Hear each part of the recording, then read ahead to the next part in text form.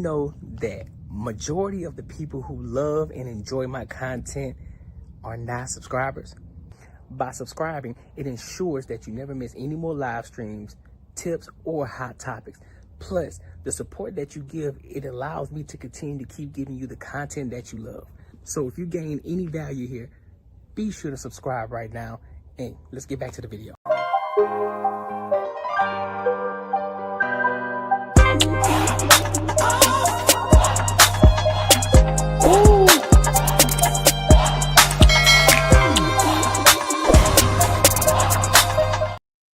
Yo, what's good? Welcome to one of the hottest shows out here on YouTube. I'm your host, Courtnee Edgar, and this is where we talk about all topics under the sun, but we also have to figure out how it gets back to the money and how it affects our bottom line. Man, listen, make sure y'all grab y'all drinks. Make sure y'all grab your popcorn because, bro, we are in for a good one tonight. We got a ton of topics to talk about. There are a couple of things that I started to add that I wanted to add to these live streams as well, being the fact that I am in Arizona, so I want to start giving more updates for my people who are in Arizona, for the people who subscribe to my channel, who want to know what's actually going on out here in Arizona. So we're going to talk about that. Then we're going to dive into the Stephen A. LeBron James situation, because that's a whole nother thing. And then we're going to dive into some relationship things, with Kendra G. And one of the main things is the bigger topic that, which the thumbnail talks about, which a father took his son, his cross-dressing son, to the prom. I'm going to give my thoughts about that once we get to that point.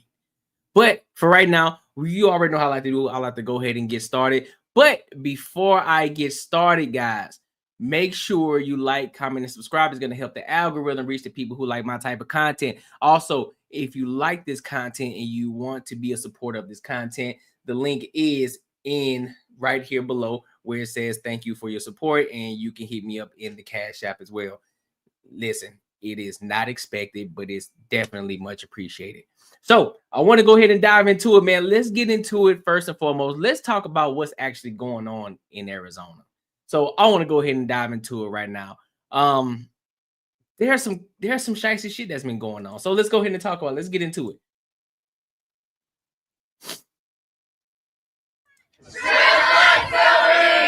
Zoe Johnson and Ramey Barnes drawing dozens to the Maricopa County Superior Courthouse. All of our loved ones, family, friends. On October 27th, 2024, Barnes called her best friend Zoe to help with her car Lake on US right 60 near Stapley Road. Around 8 a.m., both women were hit by a vehicle that drifted into the emergency lane. Barnes, 22, is still recuperating from her injuries. 23-year-old Johnson died at the scene. Horrible. Just having the same day repeat in my head. It's not something that someone should live with. The driver, 45-year-old Nicholas Meyer, he was booked for causing death with a vehicle. He looked like he was on some, huh? He looked like he ain't got no teeth or nothing. While driving with a revoked suspended license. The Maricopa County Attorney's Office has since filed felony charges. On Friday, Meyer went before a judge with a motion to modify his release conditions and get out of jail before his trial. What? Barnes and Johnson's families spoke in court against that request. A man like that does not deserve to be behind the wheel. Tyler Anderson, who planned to propose to Johnson this year, told the judge she dreamed of a big wedding and being a mom. We were 6 days away from getting the keys to our house. We just got another. Damn, they were young too. We're about to get the keys to the house. Listen. Buddy was on that hustle. They said they were getting ready to get a house. Mommy and daddy and them set them straight. They said, hey, look, you finna get to your money. What's going to happen is you're going to save your money. You stay with us. You rack up your dough. So when you find a woman you love because you about to marry her, hey, now you can go buy your crib. But that's an unfortunate situation, man. Bless the family, for real.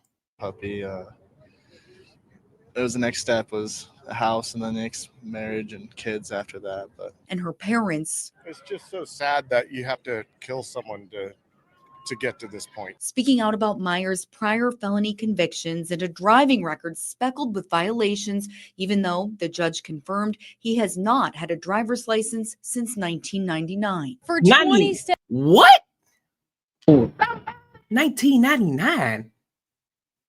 I was 9 years old then, bro. What? 7 years he's been driving around with no license, continuously breaking the law, and he's never been held accountable at any point. Myers' attorney declined to man comment to ran up. ABC 15, but told the judge his felony convictions happened over a decade ago.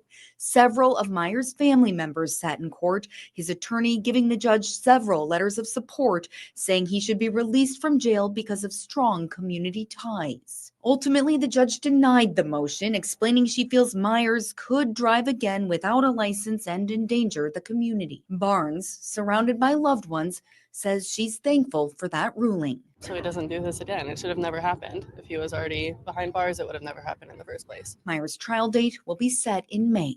In Phoenix, Jane Caffrey. Oh, damn, that was in Mesa. Damn, that's ABC wild. 15, Arizona.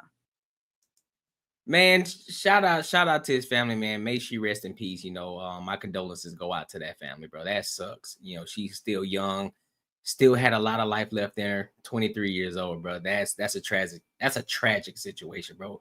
I wouldn't wish that on anybody. And for the guy who, you know, for the actual suspect, keep his ass in jail. Don't let him out because he looked like he on the spectrum anyway. So he looked like he on the spectrum anyway, bro. Keep his ass where he belong, which is behind them goddamn bars, man. That's crazy. That's crazy as hell. I don't get it. But hey, you know, now it's just moving forward to life. You know, shout out to the young man as well. You know, he was getting ready to propose to her, so I know he's devastated as well. You know, pretty much lost the love of his life. So, hey, it sucks. It does. Hey, but make sure you like,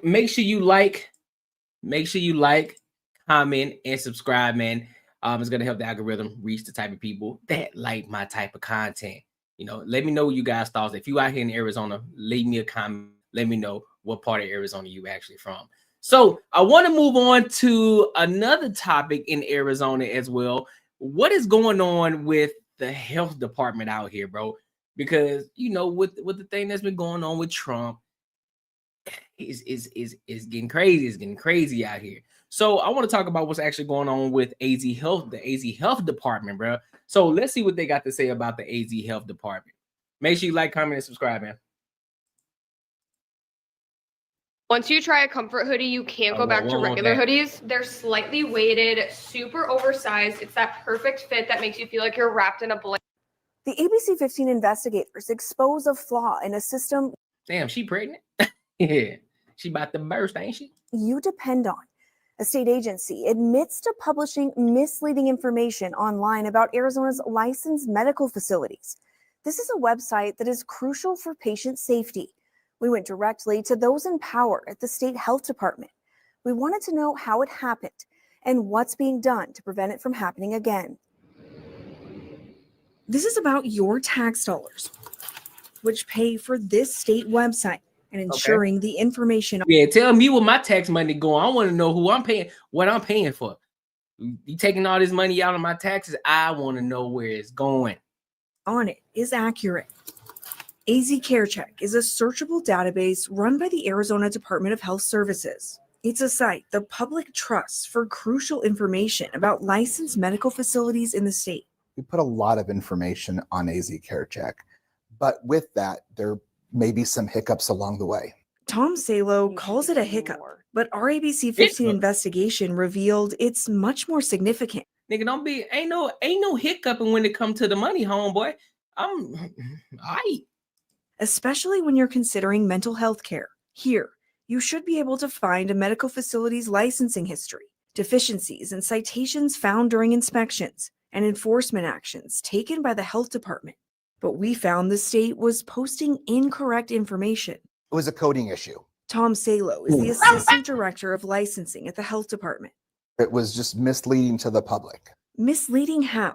As a result of that IT error, We found the state was essentially duplicating the number of citations for behavioral health inpatient facilities, leading to more citations or deficiencies being listed than the facility actually received. How did this happen? So thanks for bringing that to our attention. Major concerns inside an Arizona facility for troubled teens. The ABC 15 investigators uncovered the error while looking into a behavioral health facility. How many behavioral health facilities were impacted by this? We looked into it, and the behavioral health inpatient facilities, we licensed just over 60 of them. Looks like that was what was impacted.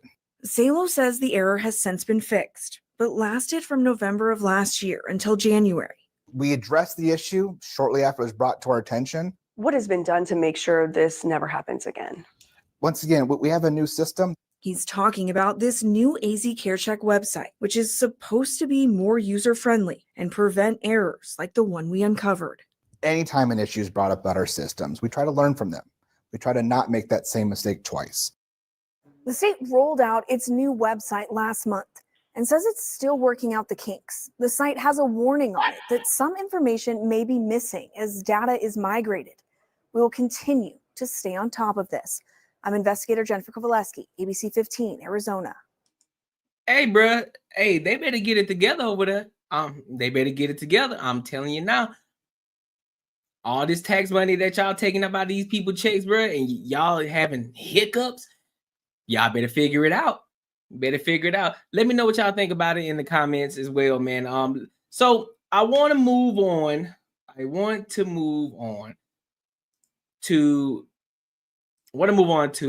the next topic, which on this aspect, it's more about the sports aspect. We want to see what the Phoenix Suns been out here doing, man, because, you know, Phoenix Suns, they're considered cursed.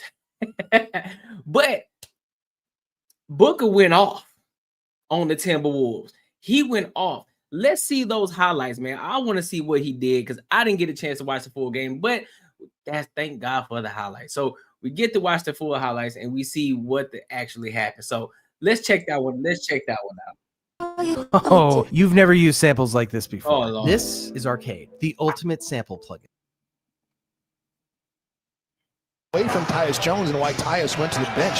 Tyus is basically a spot-up shooter in the Phoenix Suns system right now. But Colin Gillespie. Look, dog, don't Anthony Edwards look just like Michael Jordan? Like real talk, bro. Don't he look like Michael Jordan? I'm just saying. It was Michael Jordan, so I'm pretty sure he was getting it in back in the day. If you say he wasn't, I don't believe that. Because that he'll look like a split image of him. Real talk. A split. When I say split, I mean just like him, just with a fro. He is energized like this. It is not easy to get a regular season sweep over a talented opponent. That's Nick Richards inside for two. Over the head pass by Gobert. Now it's Randall going to work. Takes it out. McDaniels for three. It's in the hands of Randall. Booker is now just 2 for his last 16 as Randall driving on Dunn, stops on a dime, hits the mid-range dead.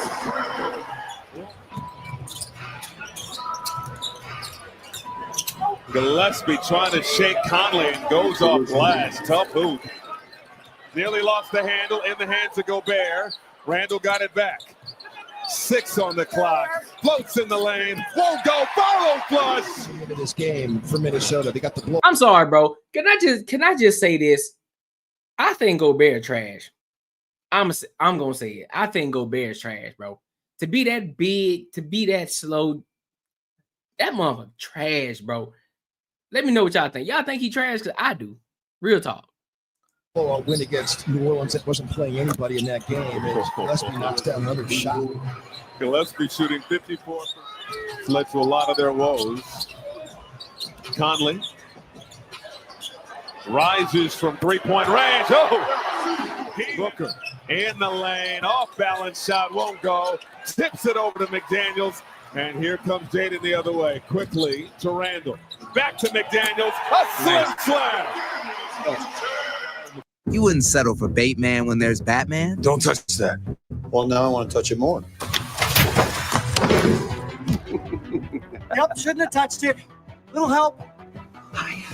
Don't settle for just any insurance when there's State Farm. Let's get to it. Are you 50 or older? This news is for you. It's recommended that you get vaccinated against pneumococcal pneumonia. Final 2 minutes on Minnesota. 25-17. Jones over to Durant. Baby. Durant penetrating, goes off glass. So, for two. so I had this conversation. I had this conversation the other day with a friend of mine, and he said that Kevin Durant is the greatest scorer of all time.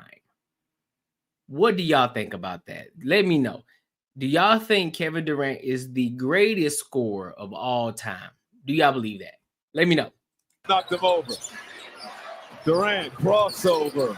Long two. Got it at the horn. 9 Toyota. DiVincenzo with the clock winding down. Fires. Oh, the way he just walked off with it. He knew that was going in. Look. And hits. The way he pulled that hole, he knew it was Fires. And hits. Dang. This is not MTV, Michael. The league is not going to do that. Well, I'm going to be quiet. Go Bear! Right down, hit him. Ball rotates to Alexander Walker. Baseline goes to the reverse. See you. Oh, a trick shot. Light work. By Alexander Walker. Extra pass to Jones. Tremendous defense. Jones got the shot off in time, couldn't hit. Offensive rebound, they have a fresh 14. O'Neal, good for 3. Final regular season meeting, Suns and Timberwolves. McDaniels makes a great catch, spins inside, bucket, and the foul by Kevin Durant in the opening period. Gillespie working on Alexander Walker, goes to the reverse. Randall. Over to Reed, downtown shot is good. All right, so I'm gonna skip ahead a little bit. Booker.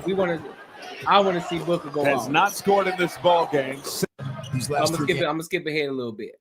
Behind his back to Randall for the. They were getting blown in the third quarter. In the third quarter, it was 69-54. So I want to skip ahead just a little bit. Just a little bit. I love betting on the NBA with nitty gritty, especially when I've got the world's greatest basketball mind on my side. Big Flurry's hand, great moment. No, yeah. Let's get to the fourth. Reed rolling to the rim. His pass broken up. So fourth quarter, I skipped ahead to fourth quarter. 8 minutes and 1 second left. Minnesota had the Phoenix Suns down 104-83. 104-83. Been stolen by Gillespie. Gillespie to Durant, just inside the free throw line. He's good. Good bucket by KD. 85-104. DiVincenzo doesn't have a look. Good defense by Gillespie. Fires a 3 anyway. Damn, he doesn't need much space at all. Durant finds Royce O'Neal in the corner for 3. O'Neal has found his stroke. He's 5 for 9 from beyond the arc tonight. DiVincenzo getting by the defense, kissing it off the glass. Gillespie, 3 more. Good shot. He's got 20 to lead Phoenix. If I'd have told you earlier in the season, Colin Gillespie would lead them in scoring against Minnesota. That boy Anthony Edwards tough, man. I ain't gonna lie to you. Working on Edwards, great contest, and KD couldn't get it to go. Here's O'Neal on a reload for 3 more. And Booker just have not been able to find the range. DiVincenzo over to Edwards. Bruh, I'm still blown about the fact that this man KD said he be stoned while he be hooping, dog.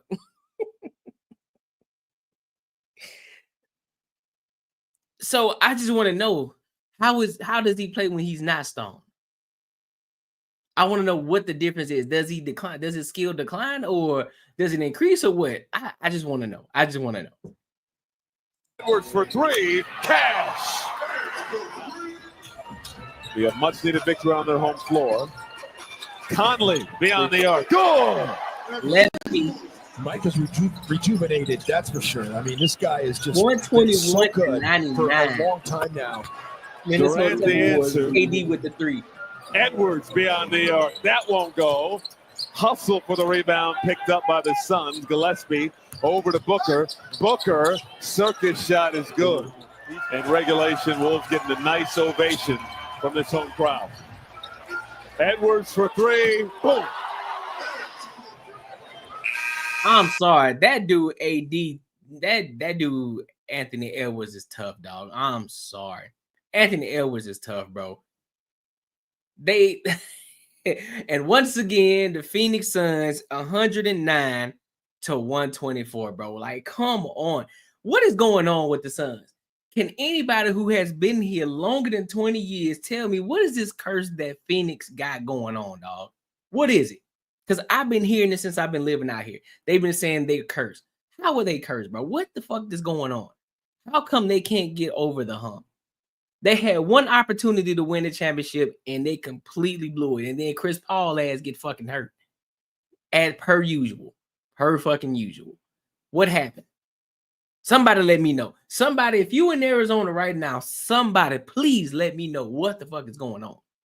Because I don't understand it. I need Phoenix to get it together. If I'm going to continue to keep living here, I'm going to need Phoenix to get it together. You understand me? Because I would love to be a fan. I'll be late, but I love to be a fan of all of Arizona teams. I would love to, but y'all got to give me a reason, bro. You got to give me a reason, dog. Real talk. Just going to keep it above. Listen, make sure you like, comment, and subscribe. It's going to help with the algorithm. Let me know what y'all think, bro. Tell me what is it that Phoenix can do that's going to make them get over the hump, bro. Y'all let me know. Let me know in the comments because it is crazy. So I want to go ahead and pivot over.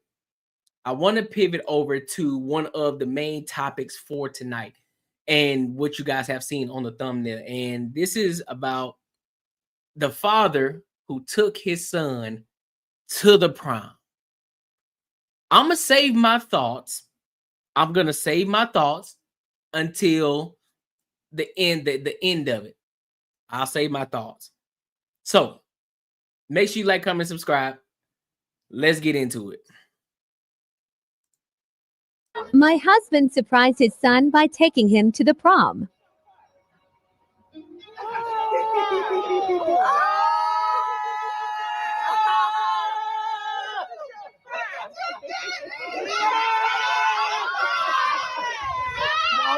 Don't mess up that makeup, gather.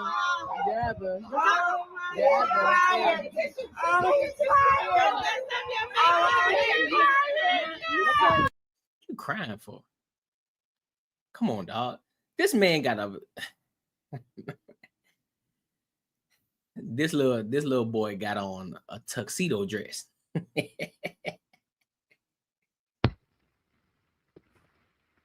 got a tuxedo dress on, bruh. He got a whole lace front going on. He got the nails on. He got the woman bracelet on. He even got the fan in this bitch. Fanning himself. 17, 18 years old. 17, 18 years old. Based off of the way those houses look, they look like they live in Atlanta or Georgia for sure. Oh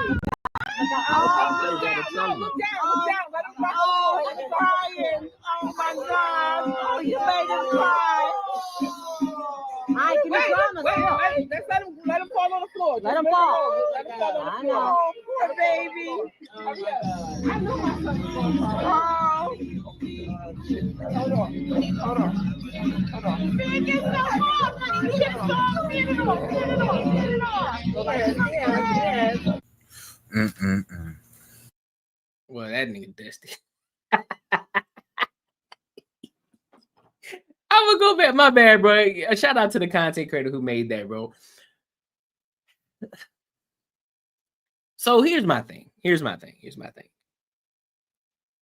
I'm setting the precedent right now. I do not agree with this. Not even a little bit. I don't. And no, this isn't an insecurity on my behalf. This isn't a, oh, well, it don't apply to you, so why are you even talking about it? That's a teenager. And I've heard, I don't know, somebody can correct me. Somebody in the comments let me know if I'm right or wrong about this situation, right? Somebody let me know. But I heard, or I found out, or someone expressed that the father was initially against this. Mind you, I believe again he's a Muslim, right? So that in itself and this don't add up to me. Why don't it add up, Courtney? Well, if you're a Muslim and originally you didn't agree with this, you didn't agree to this situation, why are you there? And I know all of the so-called mothers and you know, a lot of them who are single mothers, the men who were raised by single mothers who didn't grow up with the father in the household are gonna disagree with me. They're gonna say that I'm crazy. They're gonna say that I'm insecure. They're gonna say that I am what toxic masculinity is.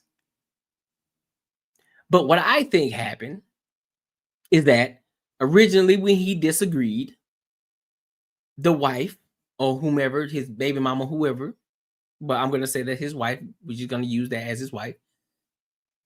She told him, or she probably threatened him on many different occasions, or, you know, gave him the silent treatment or whatever, said something to make him, or played the guilt trip and made him think about things differently. Because, you know, a lot of people look at it as, oh, well, this is your son, this is your seed. They just want your support. They just want you to be there for them.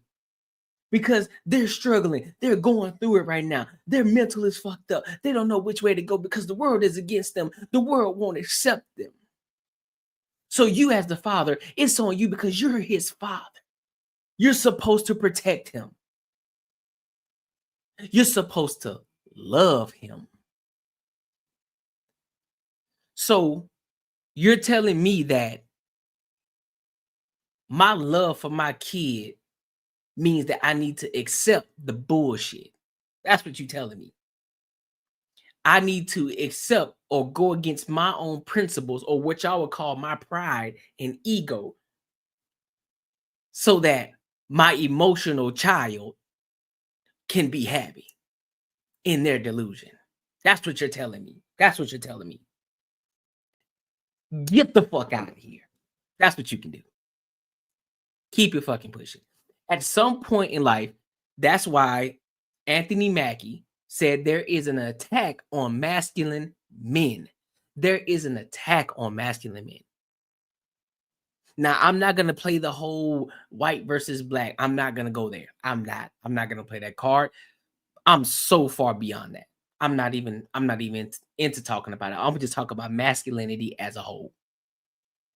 One, this affects the bag. Why? Because it affects the legacy. How can you trust?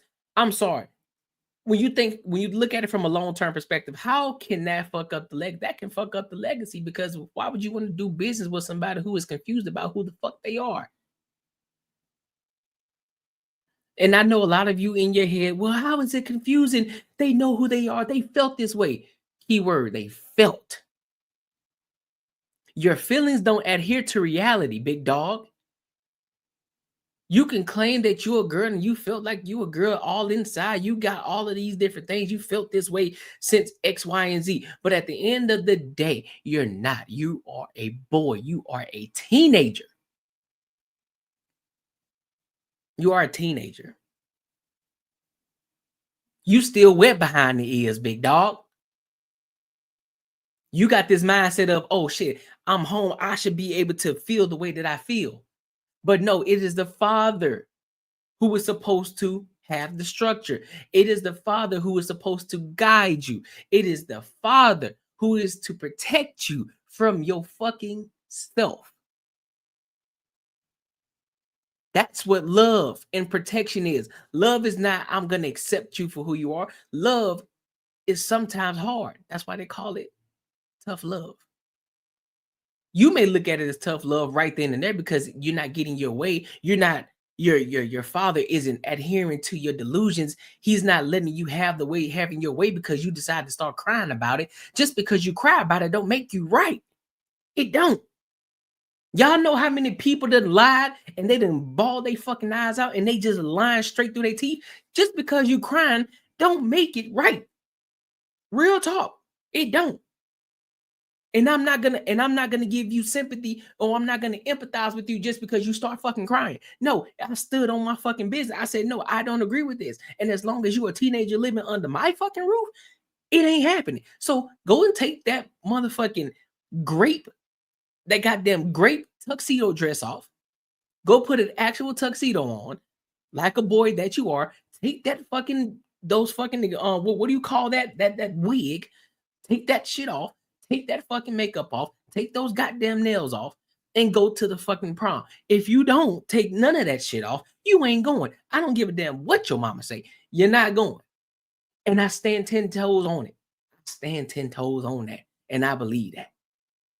I don't care how you feel. This has nothing to do with the insecurity. He is a man. He is a father. He is supposed to guide his he's supposed to guide his kid. This is confusion, bro. I don't care how you spin it. I don't care how you feel. This is confusion. I'm not even gonna bring God. I'm not gonna bring the Bible into it. I'm not gonna bring none of that. This is straight confusion. And the father completely dropped the ball on this situation. Completely dropped the ball. He's the only man there, and there's a bunch of women around. A bunch of women who's congratulating, who's clapping.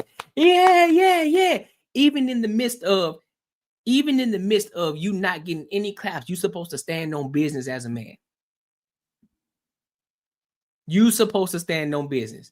You dropped the ball on this father. You did. You're supposed to guide. You're supposed to protect your child. You're supposed to protect your seed. And accepting this delusion is not protection. And accepting this shit is not love. It's not. No matter how you look at it or how you spin it. It makes no sense to me. Let me know what y'all think. Let me know what y'all think in the comments. I know I'm going to get a lot of comments about the people who don't agree with this. That's cool. Have your opinion. But again, I stand on what I said. And you ain't going to change my mind about that. I stand on what I said. I said what the fuck I said. But hey, you're welcome to have your opinions. I don't want this to be an echo chamber. So let me know what y'all think about it. Is the father wrong? Do you agree that the father should have went to the prom? Or do you agree that he shouldn't have, and he should have stood on business and not let the woman? And here's another thing. Here's another thing too. Here's another thing I want to present.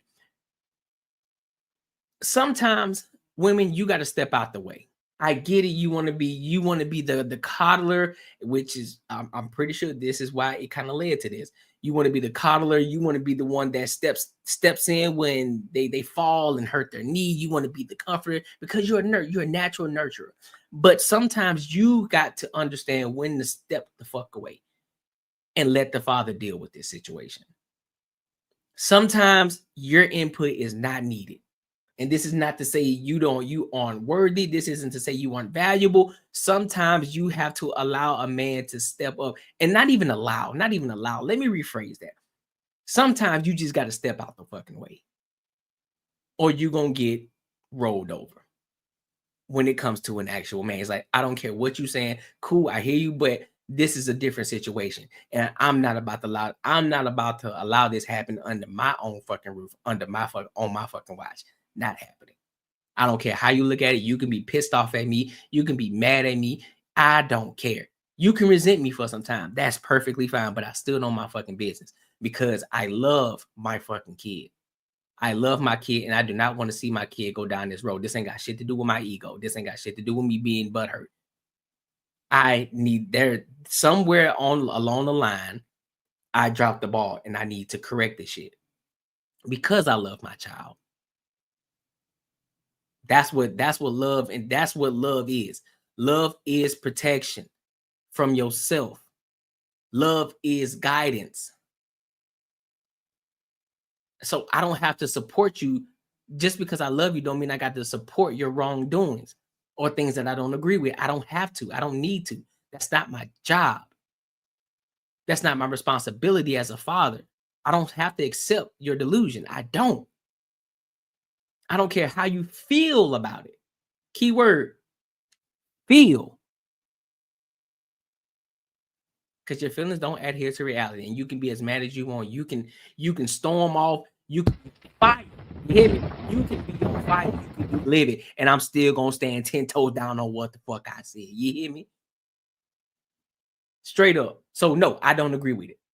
But let me know what y'all think in the comments. And make sure you like, comment, and subscribe as well.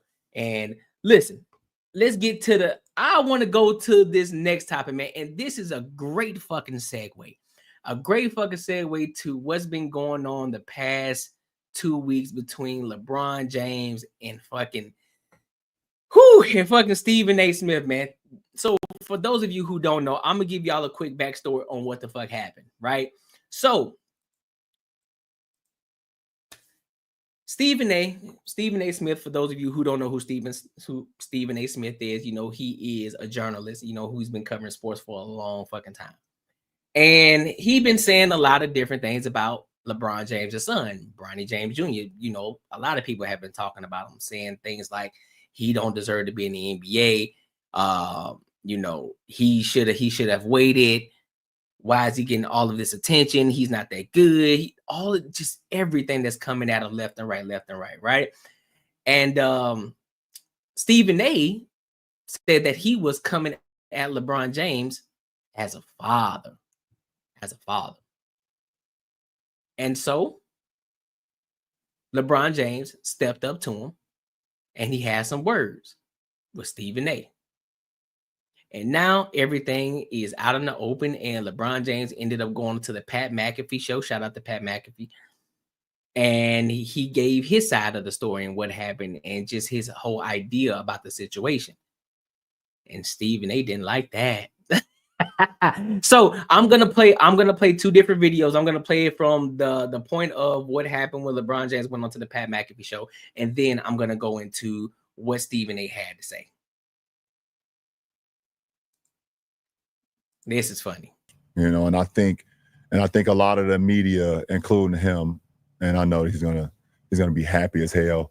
He's gonna be smiling from ear to ear when he hears me talking about him again. Oh my God, he's gonna get home and grab some ice cream out of the fucking freezer and sit in his chair and his tidy whities on the couch. I hope at some point you two do get a chance. Like, but you're like, dude, like relax, bro. Like relax. Like seriously, just Kind of on that note, Bronny, your son, he's obviously had that inspiration in the home, and you talked about it since years ago, wanting to play long enough to play with you. Here's the thing. Didn't Stephen A. get into it already with some other guy some years ago, bro? Almost similar to the same situation. And he said that he would never get into a situation like that again, but now he found himself right back in the same situation again. Sometimes, bro, I guess Stephen A. just ain't gonna learn, dog. Your son. So you obviously visualize that. Yeah. How was the real moment with that happening? Because I know me seeing it, seeing the Griffey's there, just seeing like that was just an unbelievable moment. So what was that like for you really actually being in it? Like seeing that pop fly head towards King Griffey Sr. and then see Junior over there right before the ball got to his glove and he snatched it out the air and run back to the dugout like laughing at his pops. Like that was a cool ass moment. And for that moment, that game, that home opener versus Minnesota, and then just over there and see Griffey Jr., man, the kid, and seeing his pops over there and us getting that picture at half court and then us going out on the floor and having that moment. I wasn't even there. I wasn't even there. You're floating. I'm floating, and I can only imagine where Bronny was. I don't know. We haven't even talked about. Hold on, bro. Pat McAfee. What kind of watch you got on that big dog that look like a rollie, homie? That look like that rollie. See, listen, man, we got to get this money up because I got to get me a rollie on my wrist. You feel me? I got to get me a rollie on my wrist. The day y'all see me with a rollie on my wrist, hey, understand something. Just know just know I didn't come out of my own pocket for it. Content creation bought it for me. That's all I'm gonna say. I'm just gonna pop out with it one day. I'm gonna pop out with it one day. You're gonna see. It's gonna be dope. It's gonna be dope. I can't wait. About it, Jay. At some point we will, but I wasn't even there. Like I might have been in the rafters. I might have been at home. My body may have been at home watching the game, watching the moment. I completely was not there. And but damn, that was an unbelievable moment, man, for me to be able to Adam T. like have that dream, be able to speak it into existence, for it to come to fruition, for my mom and my wife and my daughter and my youngest son to be there. It was like, I'm gonna skip ahead a little bit. you know, Nowhere, seemingly. that came out of nowhere. It was a birth defect that quite honestly, if he never played sports or he never, like, it was just something in basketball, but in football. Yeah. And unfortunately, we was able to catch it and to all the anymore. Like, able to play that same year after that happened, you know, at USC, and then less than a year later be drafted by the Lakers, and then in that fall we go out there together. So that's why I wasn't there. Yeah. Like we walked in together, but I was not there. That's a dad moment. That's really cool. Yeah, man. People forget, you're only one name now, LeBron, but you're still a human too. And I assume for sure. your baby boy, Yeah. get a chance to man. experience his dream. Man, and then obviously that led to the thing with Stephen A. talking about him and how critical everybody has been of Bronny. And I think that's a pressure that a second generation star has on him. Yeah, for His sure. whole life he's had that. It feels like he is very, he's like a 55-year-old, it looks like, the way he kind of handles it all. And I think And here's my thing too, though, with that. With all the criticism that Bronny James has gotten since he got into the league, and I know a lot of people could say Bron put that on him. Either way, whether Bron said that Bronny was better than most of the cats or whatnot, there was still going to be a target on his back because everybody's been trying to get at LeBron. They've been trying to see him at his lowest. They've been trying to target LeBron James. And what better way to do it as a journalist, as a sports analyst, as someone who constantly tries to find ways to discredit LeBron, when it comes to the Michael Jordan and Bron conversation and who was the GOAT. When it comes to that conversation, when you look at it, it's like, okay, well, I can't get at LeBron James because he's overcoming every time I try to say something negative about him, he always overcomes it, or he just don't even address it. But now we got fresh meat. We got his baby boy. We got Bronny James. He's not his dad. So therefore, now they felt that it's an easier target. But now we seeing Bronny James out here actually performing. Now what you got to say? Now you addressing him as a father. You don't think LeBron James was out there preparing him for this shit? You really don't. And not only LeBron James himself, but other individuals around him. You don't think they were preparing him for this? Come on, man. Come on. They've been in the spotlight. You telling me that they already didn't understand what was going on and how to maneuver? Come on, fam. Come on. You've even said that as well. Yeah. But how about his development? We had Rich Paul on the day after the draft. Yeah, man. Because there was a bunch of rumors about Rich Paul was telling teams, "Hey, you draft him, we'll send him to Australia." Yeah. Like, there's a lot of those types of things happening. Allegedly, the Suns were involved. There was a chance they could get you, but he ends up with the Lakers with you. Yeah. And obviously, it's a whole storm. Like LeBron James is bullying, blah blah blah. Everything the way it always goes. Of course. This guy's not good enough. This guy's not this. He does start out a little bit rough NBA wise. But now, he just dropped 39 last night in the G League. Yeah. I think he had like a double-double or something. He had his best game in the NBA last week. Yeah. He's obviously getting better and better. You have to be loving every moment. And how proud of Bronny are you for what he's going through? Listen, for me as a dad, it doesn't matter if he never scores ever. For me as a dad, I'm just super proud of him, period, as a young man. For me as a mentor and as a teammate of his, and that wants to see him thrive because I've seen the work he's put into the game, I am super proud of his development to where he is now. From the moment that, he was drafted in June of 2025 to us being now in March of 2026, his development is skyrocketed, and I just think I had a good friend of mine, who went through a cardiac arrest as well. And he told me that, it took him, and he played basketball as well. And back then, when it happened to him in the early 2000s, they wasn't with going back to performing. It was like, if it happened, it's over with. When does not roll the dice? Yeah, we're not rolling the dice. There was not enough data on it. It's like, you have a cardiac arrest, it is over. We don't want this on our resume. They was not going back to perform the play. And he told me, he was like, man, I'm gonna be honest, it took me about 2.5 years to finally get back to just normalcy. Like, my body, my mind, it's different. And he said, when it happened to me, I was 23 years old. Yep. Bronny was 19 years old, know, and he's like, it's gonna take a little time, and I reason with that, but also it's a fact. He's doing things right now less than 2 years. Yeah. Right. And it's because of his determination and All his right, will so- to want to get better and his will to All right, so- I don't really. All right, cool. So I'm gonna go ahead and skip it here. Let's hear what Mr. Stephen A got to say about this situation and what LeBron has said since going on the Pat McAfee show. Let's hear what he got to say, dog. Sarah mattered. I want to find and kill people who murdered my wife. You might be the smartest person in the CIA, but you're just not a killer. Do you ever account for the things I'm good at? The Amateur, rated PG-13. If you like, comment, and subscribe, is going to help the algorithm reach the type of people who like my type of content. Also, if you want to support the platform, the links are in the comments as well, and also in the descriptions. Let's get that. Look at it. He's mad too. Yeah, Stephen A mad too, boy.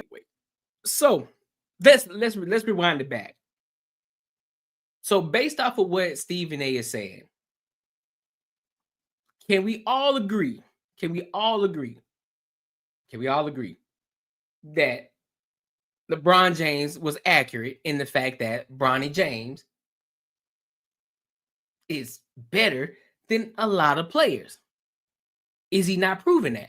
Because everybody want to talk about the G League aspect. Everybody want to talk about, oh, well, what is he doing in the G League? Well, I think the leading scorer right now is Matt McClung, who is the dunk contest champion, right? He's the guy right now. And McClung been in the league how long? 20 something. I think he's like 25, 26, something like that. So he been in there a while. Bronny James, this is his rookie season. And he's only getting better since the beginning of the season. Y'all really think he's gonna be stuck in the G League and he out here scoring 39 versus a lot of cats who already been in the league already, and you haven't heard anything else about any other second rounders that they ain't talking about them. They're not talking about them. So y'all can keep dismissing the whole G. Well, it's the G League. It's the G League. But then when you flip the coin and it says, okay, well, if Bronny James was out here scoring 0 points in the G League, then y'all won't say he's not ready for the league. But now he's getting buckets, 39 points in the league, and then hitting 17 in the actual pro game. Now what you got to say? Because if you're approaching Bron James as a son, well, you brought this onto him. You brought this. Again, LeBron James has been in the league for years. He understands the game.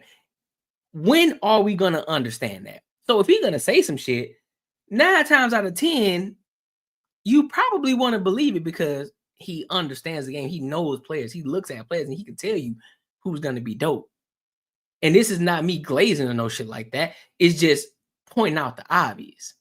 So if you're addressing him as a father, okay, well, you're addressing me as the father. So now what you're saying is you're questioning my parenting for my son. So yeah, I'm gonna step to you, big dog, because now it ain't about basketball no more. Now we're talking personal. Because you're coming at me as a father. You're not coming at me as an analyst. You're not coming at me as a journalist. You're not talking about basketball. You're talking about me. You're making it personal. So I'm gonna step to you. Like a lot of fathers probably would. So what are you talking about, Stephen A? What you talking about, big dog? So, don't make no excuses because you know that shit was diabolical. You knew it was trash. You shouldn't have put that shit out there, Stephen A. You thought you was gonna live it down, huh? Stephen A thought he was gonna live it down, bruh. Them punches was trash. Them hoes were trash. He thought he was gonna live it down, and it is garbage. Embarrassing video. I'll be the first to say and all that it stuff. was Even though very embarrassing, big dog. It's very. I like it to be left up there because if people think I want to throw hands like that, that's how I throw hands. Knock yourself out. Stephen A, you ain't throwing no hands, bruh. Get out of here, folks. You're not throwing no hands with nobody. You're not. Stop it. Why are you even talking? Why are you even bringing that up? You ain't throwing hands with nobody, bro. You 50-something years old. Who you finna throw hands with? You 50-plus-something years old. Who you finna throw hands with, big dog? And this ain't me clowning you. Who you finna throw hands with? Who? I want to know. I want to know who you finna throw hands with. Saying that. Okay. So now he's Mr. Holier than thou. Now he's Mr. Moral Standards.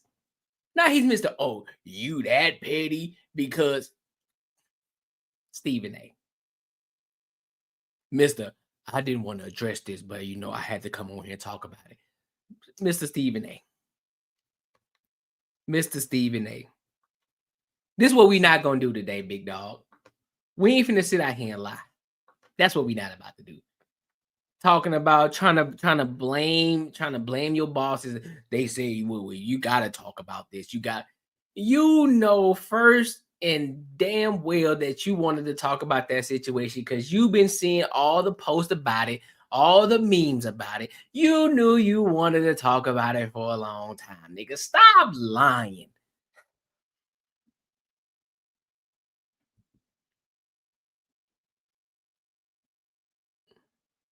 You really think that's what it is?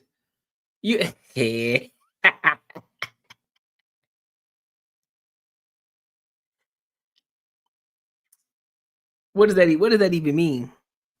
Let me read the comments real quick. Destin Fisher, you always getting full big, bro. What? What does that even mean? You always getting full big, bro. What does that even mean? What does that even mean? Oh, so he petty now.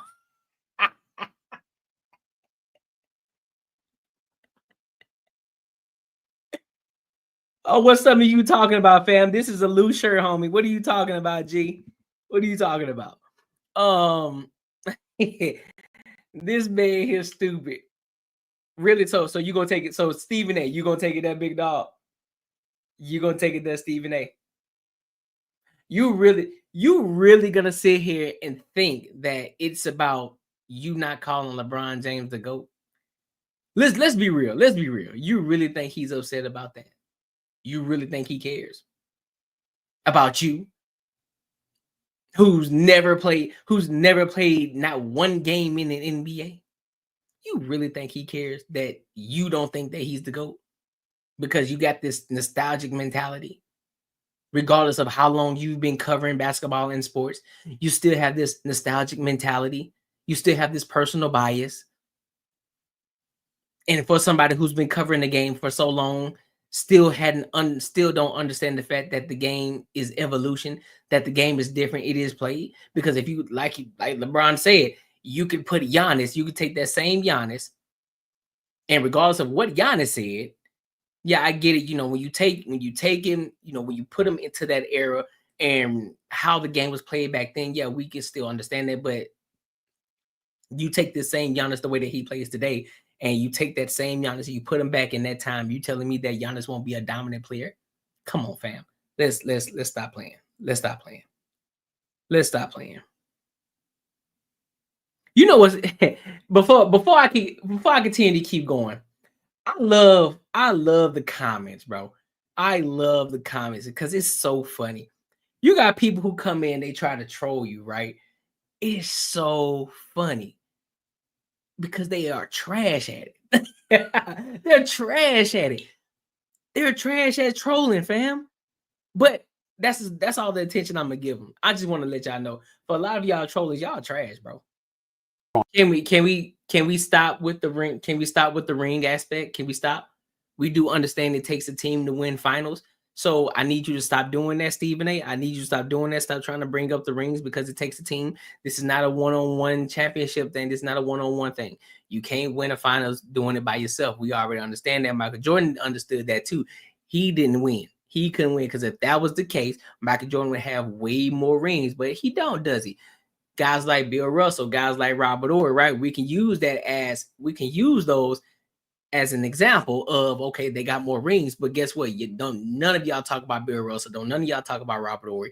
None of y'all talk about these guys. So stop trying to bring up the rings because he got more rings, because we already understand that it takes a team to win.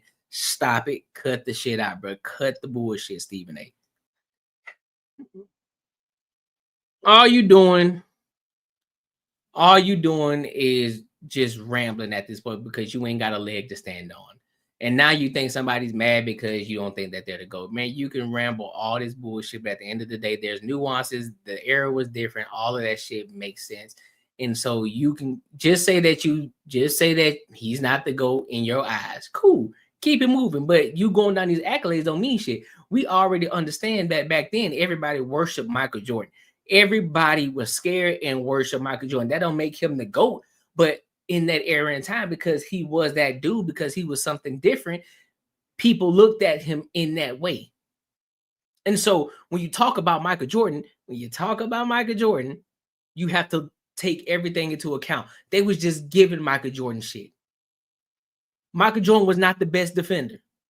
He was a great lane defender. He played the passing lane very well. He couldn't guard you one-on-one. How many niggas done cooked Michael Jordan guarding him one-on-one? Michael Jordan got his ass cooked many times. We ain't finna play that game, big dog. We're not finna do that. He was a great passing lane defensive player. That's why he had so many fucking steals, because he knew how to play the passing lane. But guarding this nigga one-on-one, he ain't finna do a motherfucking thing. Never. Shout out to Bubba Dub. He said, so Mr. Nicholas Taylor says, MJ, Kobe, and KD better. Trash. Trash. No, they ain't. Michael Jordan is number 2. Kobe, number 4. KD, number 7. LeBron, number 1. Facts. What you mean? Going on, man. Did Stephen A. correct me if I'm wrong? Didn't Stephen A. say that I'm addressing you as a father? I'm addressing you as a father, not the basketball player, but as a father. I know we all heard that, right? Maybe I'm crazy, but I know we all heard that. I'm addressing you as a father. That's what he said. So you address me as a father, not the basketball player. So when you address me as the father, you take basketball out of it, you making it personal, big dog. So therefore, I'm going to approach you as such. Like, okay, I'm going to approach you as the father. Because when you said that, because when he approached you, this came out of your mouth, Stephen A. You said, well, I wasn't talking to the basketball player, LeBron James. I was talking to the father. Sit your ass down somewhere, man. Son. This nigga tripping. Look, I'm going to skip ahead. I'm going to skip ahead to the after fact of this situation. I want to skip ahead. Make sure you like, comment, and subscribe as well. It's going to help the algorithm. Let's get through it. Taxes was feeling. Gives us plenty of ammunition. And if you want to support the platform, the link is in the description and also pinned in the comments as well. Mind you, it is not expected, but it is much appreciated. So let's get to it. To talk about them, both good and bad. All right, here we go. So let's get that out the way first. Let's also get out the way that major props to Pat McAfee for getting that interview. There's a lot of people that's been texting me, and he's a teammate. He's on ESPN. Why would he do that? Please, y'all, be quiet. All right, I want to address that too. I want to address that real quick before he started to get into this situation. Who the fuck Who the fuck are y'all to tell somebody who or what platform a person should have appeared on? Who? Who are you? And this is not towards Stephen A, but there's been a lot of talking, a lot of people talking about, well, LeBron James, you know, there's a lot of platforms that will go big, you know, if LeBron James just would have showed up on it. Why are you making it about what platform he showed up on? Do we not understand that all of this petty shit is a strategic move? Y'all be so quick to put black and white on anything because that's the undertone that you're talking about, bro. Well, you got all these black platforms. Why didn't you go on Shannon Sharp? Why didn't you go on, you know, the other platforms with the other hoopers and all this shit? Because you know they're black. You were on the what do you say? You were on the JJ Redick show. You was doing all of that, but then you got other guys, fam. Everything ain't black and white, fam. Everything ain't about race, dog. Stop doing that shit. I'm so tired of motherfuckers thinking about everything is fucking race. No, the fuck is not. Sometimes it's just a strategic move. Sometimes it just looks better. Sometimes it's just different. Everything is not about white, black. Everything ain't about race, dog. It's really not. I'm gonna need a lot of y'all niggas to get out of that slave mindset, bro. Real talk. Because maybe it may not have hit as well if he went on to another show. Or considering the fact that a lot of these platforms, he already subsidized. A lot of these platforms are under his company. So why the fuck does he need to go on there? He already subsidized the company. But they don't want to talk about that. They're so worried about, oh, you showing up on the white man's podcast. Why you ain't going to the black man? You want to show up on the white man's podcast. You want to show up the mouse. Why not the black man? Sit your stupid ass down. Pat McAfee did nothing wrong. Pat McAfee did his job. Pat McAfee has a show that airs on ESPN. You have an opportunity to get LeBron James. You take him. I don't give a damn who you are. This is one of the greatest players in the history of basketball. You get him. If you have an opportunity to get him, you get him. You get him. And Thanks. I didn't think that Pat McAfee disrespected me or did me wrong in any way. He did his job, and I got no problems with it. Yep. My issue is with LeBron James. And I just want to say for the record, LeBron James is full of it. And in this particular instance, as it pertains to his son, he is a liar. And he went on national television today and he lied again. You see, when he approached me while I was sitting courtside at that game against the New York Knicks, when he rolled up on me, I didn't know he was going to roll up on me. I had no idea. But when he said what he had to say, I was in no position to give any kind of retort without making a scene. It was during the third quarter. It was fresh out of a timeout. It was him walking to the basketball court. It was on national television. The cameras were rolling. And had I done something, what do y'all want me to do? You want me to act? You want this to be a reincarnation of Chris Rock and Will Smith? And let me state for the record that while we bring up that, let me assure you, it wouldn't have gone down like that. I would have gotten my ass kicked because had that man put his hands on me, I would have immediately swung on him. When, Stephen A? Nigga, no, you would not have. When? You ain't putting your hands up, nigga. You gonna look astounded just like Chris Rock was when he got his ass smacked. You was gonna look astounded, nigga. You wasn't finna do a motherfucking thing. Talking about, oh, if he would have put his hands on me, oh, I might have got my ass whooped. But you better understand, I would have swung. When?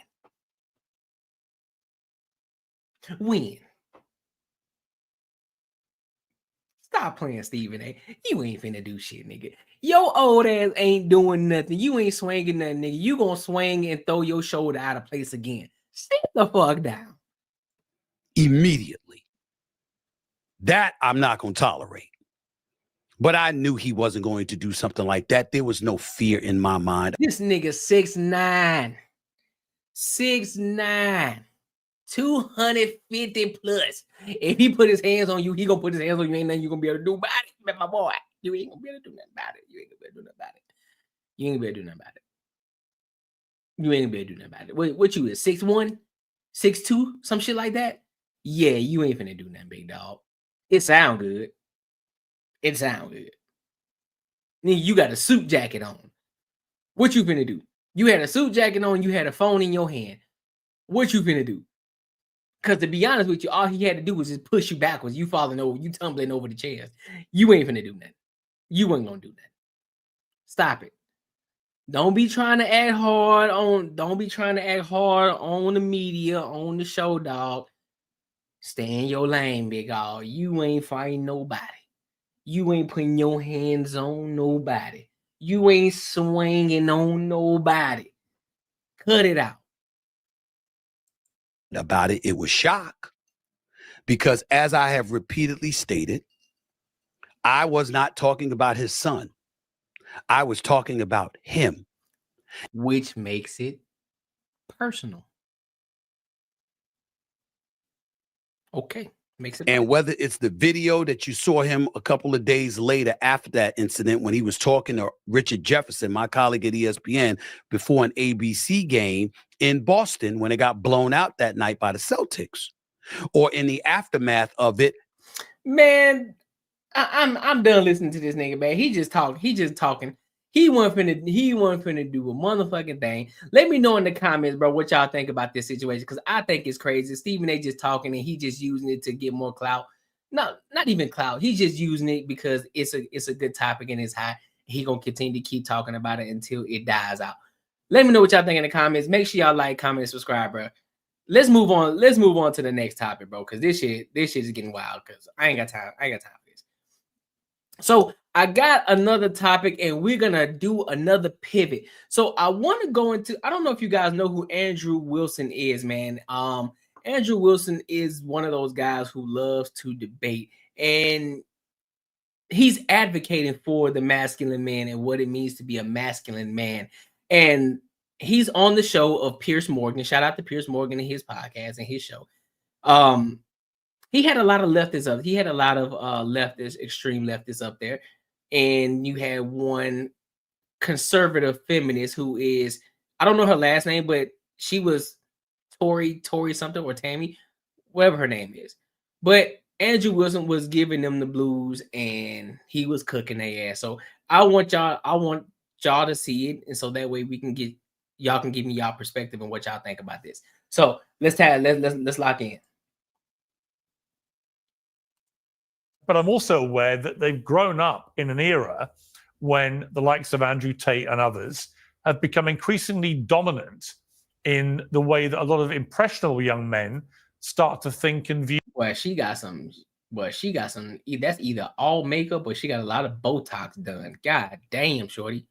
You were straight just naturally. Like, why you got all these Botox going on? But hey, she's what you would consider a media, or what conservatives in the conservative world, she would be considered a baddie in the conservative world, but just out in the regular world, she average.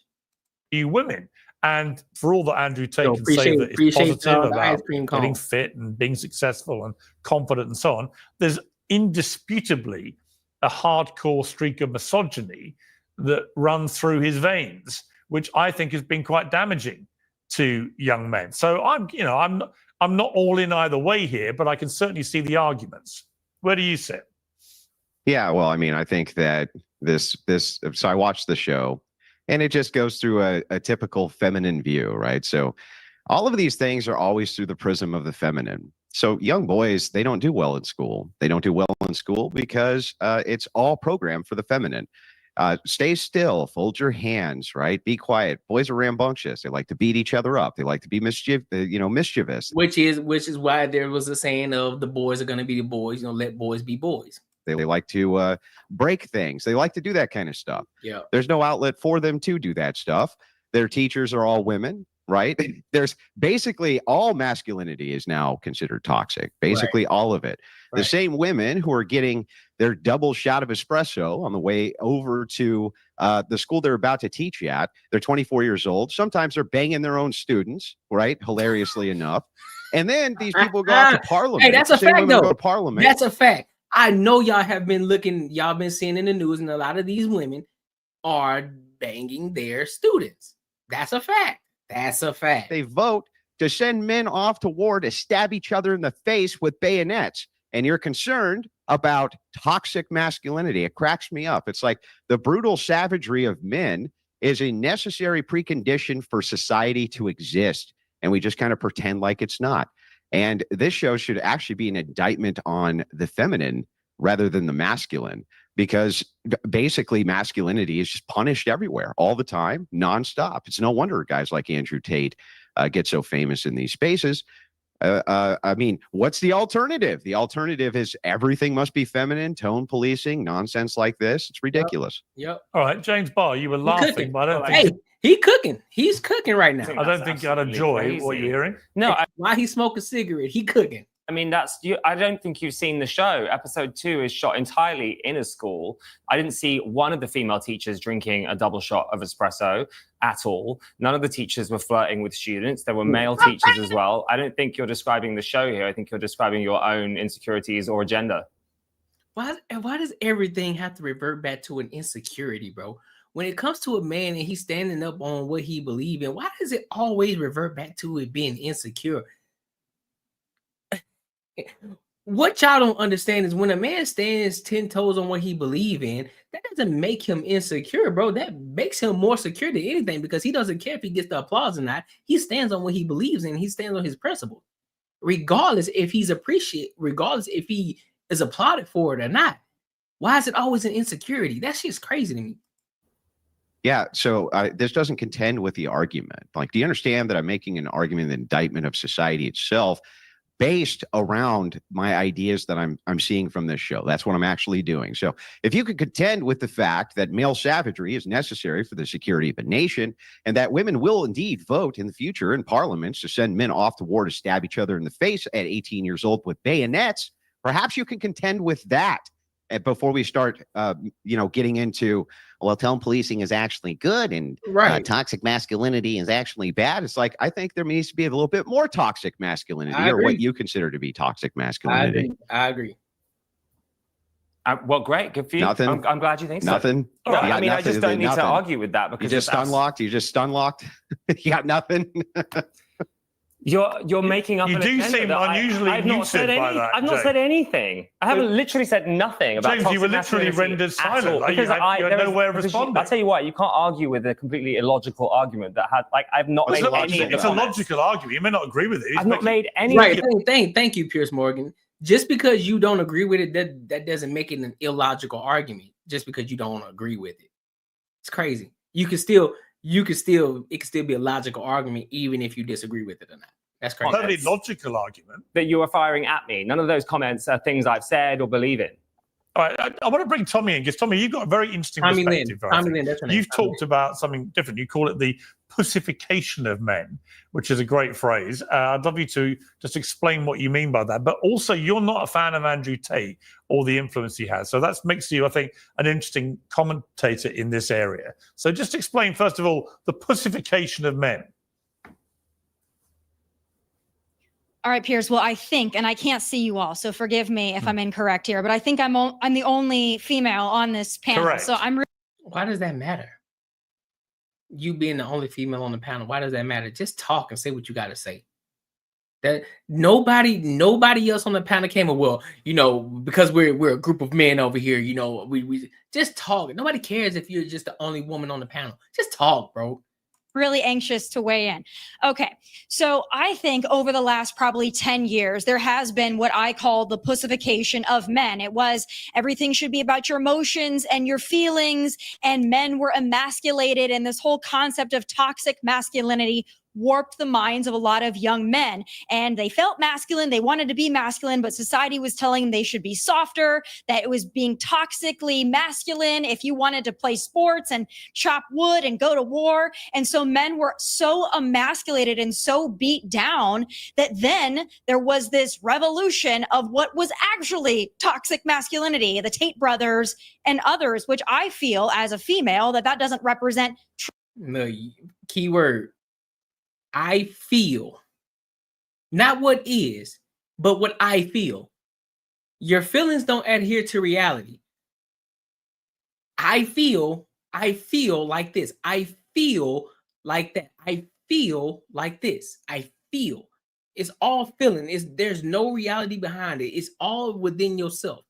True masculinity, that to me represents douchebaggery. And as a woman, I want a strong man who is a protector and a provider that will go to war if need be. That look at them Sims up there. Look at these Sims. Look at them. Do y'all know what the acronym for simp means? I just want to know. Let me know in the comments what y'all think that is. What y'all think it means. Will protect me, protect my family, make money. I see that as being actually masculine. That's like the man that I grew up with, my dad. But what we're seeing now is these young men who look at Andrew Tate and the Tate brothers, and they see somebody who's just quite frankly a douchebag and disrespects women. And because they've been so emasculated, they're like, oh, great, that's a manly man. But that's not right either. So at some point, I think we'll go back to maybe meeting in the middle here. You can be a man who has feelings and emotions, but you can also go to war. At no point in my life would I ever let a woman tell me what it means to be a fucking man. At no point in my life would I allow a woman to lecture me and tell me what a real man is. You don't know the first beginning of what it even means to be a goddamn man. So don't even speak on it. We know more about what it is that how a woman should operate way more than what a woman believes how a man should operate. That's a fact. And protect and defend your family. I'm hoping we can get back there. Yeah, you want that because it only benefits you. Two extremes right now. They're confusing men, and quite frankly, they're leaving women with few choices. And that's the real tragedy here. You see, I completely agree with you, but Andrew, you were shaking your head quite vigorously. Why? Yeah, well, I mean, it's just more feminine or feminist nonsense, ultimately. Right, exactly. And the covert feminism in society is big, especially on the conservative side. So here's what happens, right? Women need to have feminine virtues for men to be pursuing masculine virtues, for you to say things like, well, men, what I want is for men to protect me and I want men to make money. Well, that's great. Right. What that ends up doing is it gives you a set of privilege in society. What do men get? Right. What do men get for doing that for you? What are we getting from women for doing? Exactly, because a lot of women always say, well, what is it that you can do for me? What is it that you can do for me? I want a man this. I want a man that. I want a man that. I want a man that could do this. I want a man who could do this, that, and the third. But what are you doing? What are you bringing to the table? That's why I like that question. What is it that you bring to the table? What is it that's valuable about you that will make my life better? And don't give me this bullshit of, well, just my presence of who I am as a woman. That don't tell me nothing. What is it that you're going to do? How are you going to bring value to me? Because at the end of the day, it's about getting to the bag. So how are we going to build this legacy? What is it that you are going to do to bring me value? As a content creator, what is it that you're going to do to bring value to me? Don't tell me that just because, don't tell me just, well, I'm going to support you. How are you going to support me?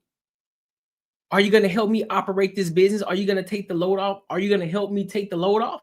Meaning, are you going to start taking different things away that I'm already working on? So if I, as a content creator, if I have to focus on the editing, I have to focus on the different topics that I'm going to talk about. If I got to focus on this, I got to focus on that. Are you going to then give your input in, meaning not tell me what to do, but are you going to insert yourself like, you know what?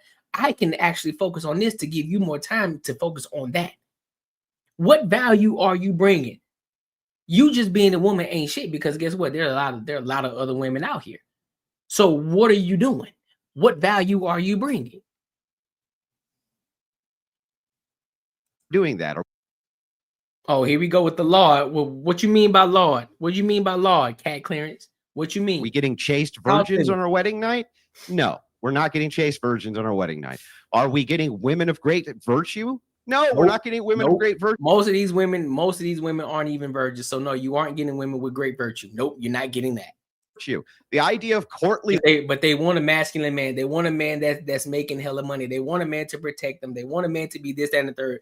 They want a man to be emotionally attached. They got a laundry list full of shit for men and what they want in a man. But then the minute that you tell a woman, okay, so what is it about you that makes you different from any other woman out here that would make me want to pick you versus any other woman? They can't tell you. Why they can't tell you? Because of the simple fact they never asked the question, what type of woman are you looking for? So they don't even know. Nor do they even pay attention. You picking the wrong one. See, it ain't about me though. That's what I'm saying. You keep saying you picking the wrong ones. No, sweetheart. No. Love is supposed to be done for women of great virtue. Where are they? Well, they're nowhere. And so in modernity, in society, when female conservative influencers say this, it's actually a form of covert feminism. They're saying, I want privilege in society, right? But what is it women are giving to men to get it? What? What are you giving? What are they giving them? What are you giving? So answer the question, Cat Clearance. What are you giving to a man? What value are you bringing? Don't mention the fact that you're a woman. Don't mention the fact that you can have a baby, because most women can't have a baby. Most women can have a baby. What is it that's different about you that makes a man want to get down on one knee? What is it about you? Yeah, I know that's Cal. I know you lying now. Tell me. Well, can I please chime in here? Yes, you can. And then James can, and then I'll come to you, Sean. No, I would love to. I love this whole thing of like, if you're a female conservative and you don't believe that men should be douchebags, that all of a sudden you're a covert feminist. Call me a feminist. I really don't give one crap one way or another. But I can tell you this, a lot of these men, these podcast hosts on the right that like to think of themselves as these big masculine men, and what am I getting out of it? I can tell you this. There's that feminism. All right, I believe I'm a woman of virtue, right?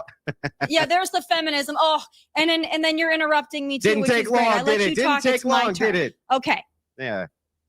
Oh, I'm sorry. Did you want to speak over me? Yeah, I don't care if you call me. I don't really care if you call me a strong, independent woman.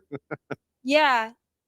You're actually interrupting me. I didn't interrupt you when you were spewing your bullshit. So now it's my turn. Okay. You mean the truth? Like I said before. I hate when they do that shit. I hate when they do that smush. They think they're cooking, they're really not. So I believe there we go again.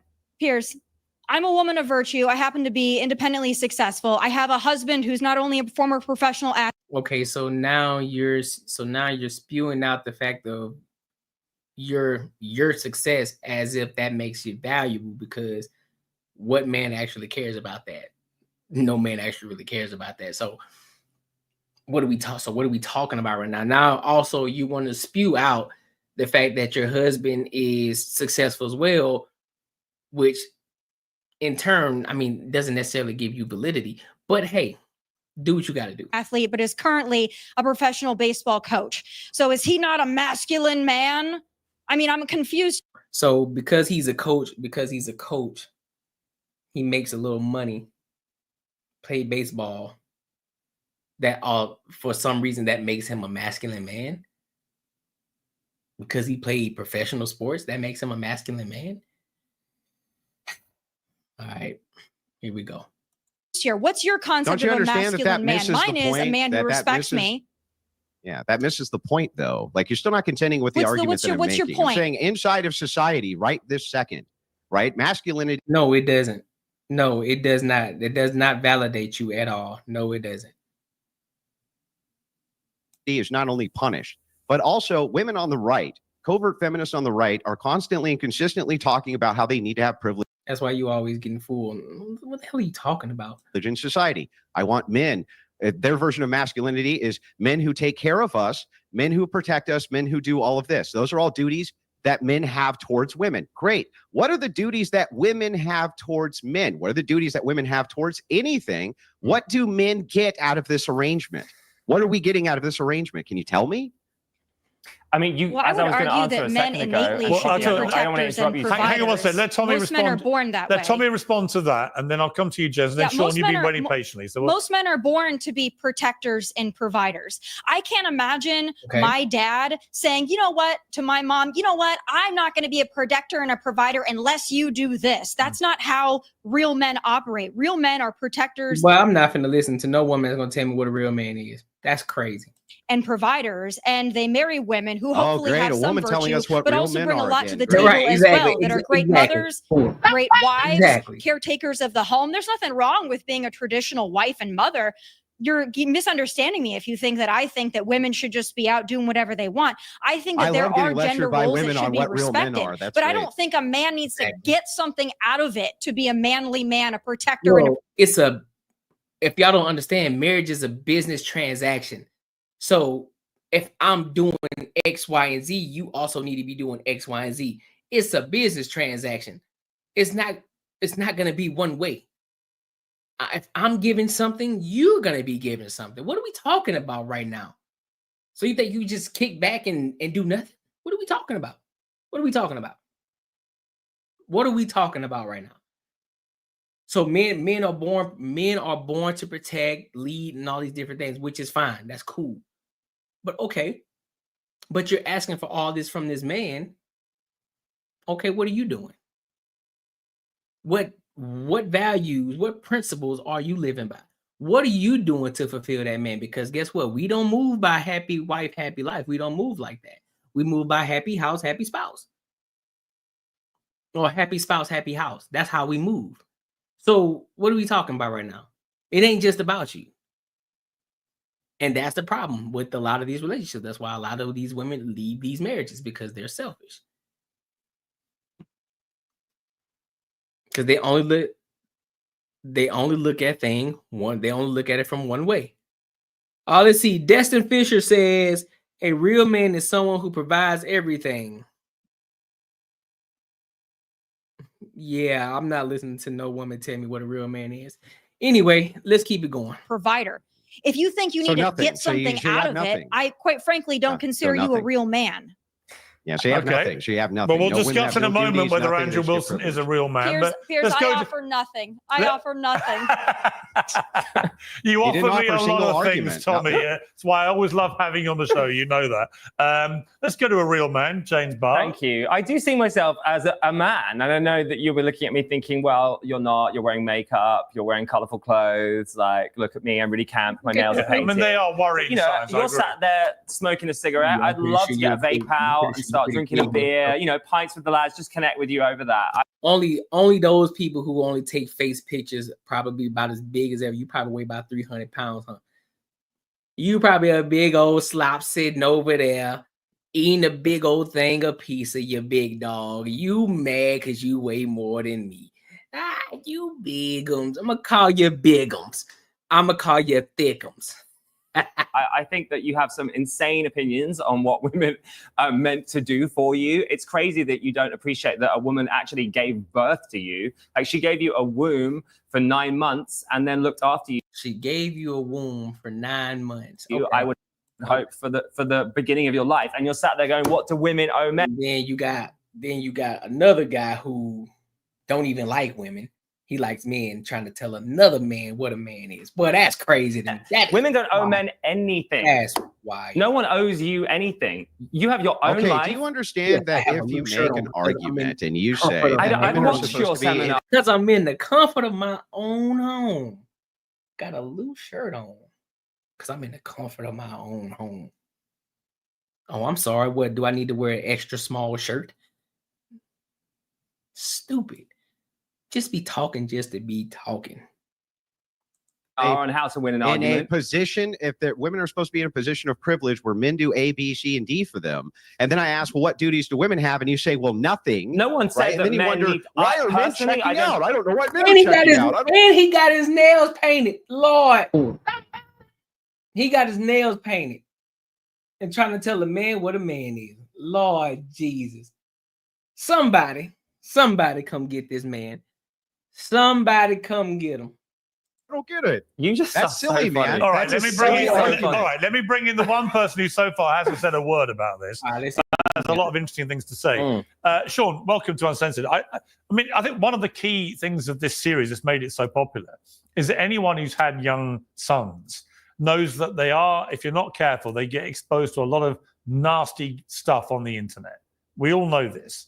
And a lot of it is this kind of incel stuff, which I think can be a really malevolent influence on impressionable young men. And they gravitate to it. And I think that partly what Andrew's getting at, I agree with, in the sense that following the Me Too Time's Up campaigns, which were in many ways, extremely laudable, brought down a lot of very bad men, no question of that. One thing about me, if you're going to talk to me, make sure you know how to spell your correctly and use it correctly. Idiot. But the pendulum swung so wildly that I think a lot of young men in particular felt completely disenfranchised from society, felt like they're all being treated like a bunch of young Harvey Weinsteins, unless they can prove otherwise. They didn't really know what the rules of engagement were with women, with teenage girls anymore, whatever. Yeah. They lost their way.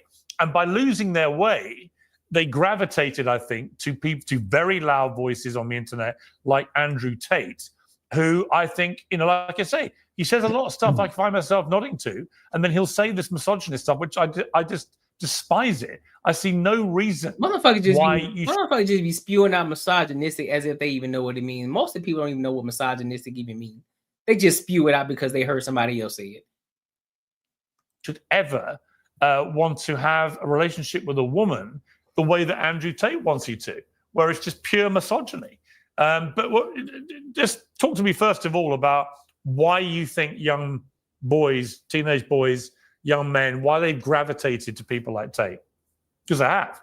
Yeah, thanks. Yeah, so I think it's, first of all, we got to understand that we have an amazing responsibility as a parent to lead from the home and to have these open conversations with our young children, all right? Whether they're male children, female children, we have to make sure that we're having open door conversations and we are tackling the hard subjects. Because if we don't take care of everything at home, we don't take care of everything in public, like at school and other forces within society that help raise our children, we always say it takes a village. Well, it certainly does, but it starts at home. And if you cannot have these open conversations and allow your children to be honest and open with how they are feeling about society and the things that they are seeing, they are going to go to misogyny. They're going to go to the Andrew and Tristan Tates. No, what happens is they get fucking confused because you don't have people who understand what the fuck principles are and what they stand on, and then you're going to have individuals who are radical fucking leftists who paint their fucking nails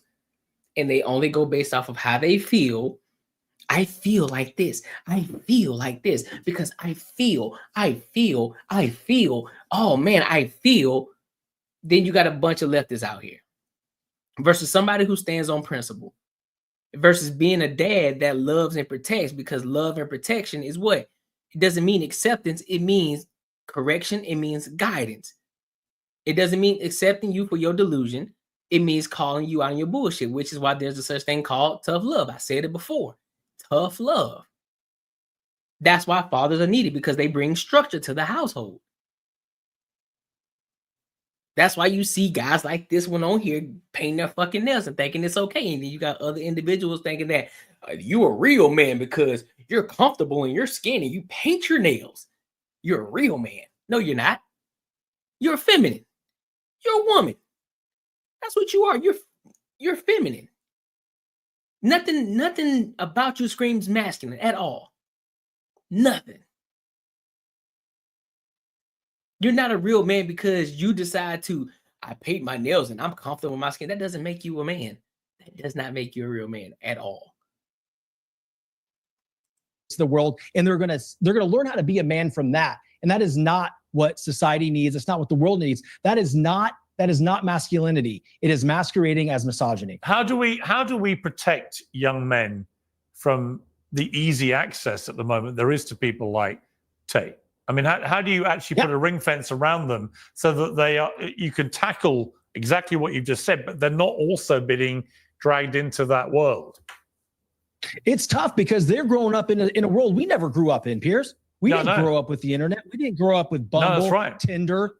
Instagram, Facebook, no, I was taught how to treat women by my mother, my grandmother. Open the door. You was taught how to treat women by your mother. Where's the father at? Where's the father at? Where's the father at? My right, aunts, open the door. A lot of strong women in my family, very strong. Of course, which is why you have the views that you have. Because your mind was warped by a lot of women. Where are the men at? Where were the men? Huh? Talk to me. Talk to me. There's a difference. You could tell who was raised by women versus who were raised by men. You can tell the difference. Women, and they would just take no crap from the men. So that's the environment I grew up in. Absolutely. So how do we insulate our children from this? By having conversations, putting parameters around the social media aspects of life and having the conversations at home. Hey, son, hey, daughter, this is what you're going to see out there in the real world. This is what you're going to see on the internet. If you see something like this, that is not how a true man is supposed to act. And hey, that's not how a real man's supposed to treat you. Right. So we have to have the conversations. Yeah. Andrew, do you intrinsically disagree with what you've just heard? Yes. Yeah, I do. I think, again, all of this is always the burden on men. Burden on men. Burden on men. Men need to be doing this. No, it's a family, Andrew. The family. Hang on. Let me finish, family, man. Andrew. So we're watching. So right now, I'm on YouTube right now. If you want to go check it out, it's on Courtnee_Edgar1, where you can actually look at me reacting to this video, the Piers Morgan show, where they're talking about where you got Tammy Lynn and a couple of other leftists, and Andrew Wilson is debating with these guys about the attack on masculinity. And that's what we're talking about right now. So if you want to tap into that, just go to the YouTube channel. I'm live on there too. My dad raised me more than my mom ever did. I think I turned out just fine. Exactly, which typically that's a good thing. Because most cases, when a father raises the kid, they turn out a lot better versus the single mother who raises their kid by themselves. So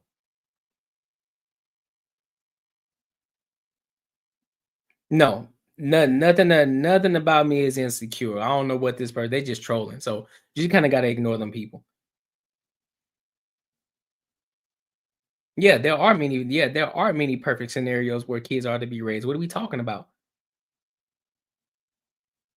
There are many different scenarios, and there are scenarios where the kids end up being fucked up. Kind of like this individual, Destin Fisher. You know what I'm saying? They probably were raised by a single mother.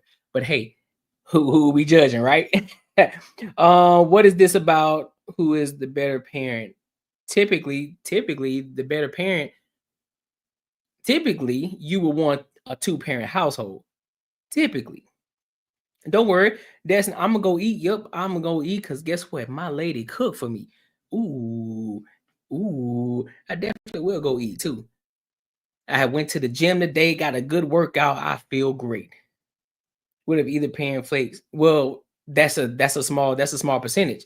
But what we're talking about is masculinity, though. But overall, typically, you will want a masculine man in the household and a feminine woman in the household, which brings the balance, right? But statistics show that typically, if a father raises their children alone, it's almost just like raising the kid in the 2-parent household versus the single mother, who kids end up typically being degenerates, who end up going to jail, who end up being painting their nails, being in the ABC community and all these different things, and ending up on the stripper pole. These are statistics. These are facts. So, no, it's not in the perfect world. Typically speaking, go look at the statistics, bro. Statistics show you that most kids end up in a better life, in a better situation when they are raised in a 2-parent household and or raised just by their father alone versus being raised by a single mother. Go look the stats up, bro. I think when we grow up, we should take responsibility of relearning and healing mom and dad wounds. It just depends, bro. Everybody's going to have their trauma. Everybody's going to have situations that happen to them, but you do the best you can. That's why they always say 2-parent household. But the father can't nurture the kids. That's what I'm saying. That's why it's best for a 2-parent household. But again, you can't argue statistics. Statistics show that, typically speaking, a single father raises a child way better than a single mother does. Go look at the statistics. It ain't about the feelings. It ain't about how we feel about it. Go look at the stats. The stats will show you that. Husband and wife. Yeah. So let me back up. Okay. Again, men need to do this. Men need to do that. What I'm talking about is what duties do women have in society? What are the actual women's duties towards men? Everybody is raised from the time they're kids how we're supposed to treat women. We all know how to treat women. We never talk about how men are supposed to be treated. That's almost never discussed, especially by how women are supposed to treat men, what they're doing. No, a two-parent household is not in the perfect world. I was raised in a two-parent household, so it's not in the perfect world. But it's not idolized. It's not shown as much as it should be. So it's not in the perfect world, because if you look at the statistics, you would know that's not a perfect world. I grew up in a two-parent household with a mother and a father in the house, and my parents are still married to this day. Duties in society are. This has been completely dispelled.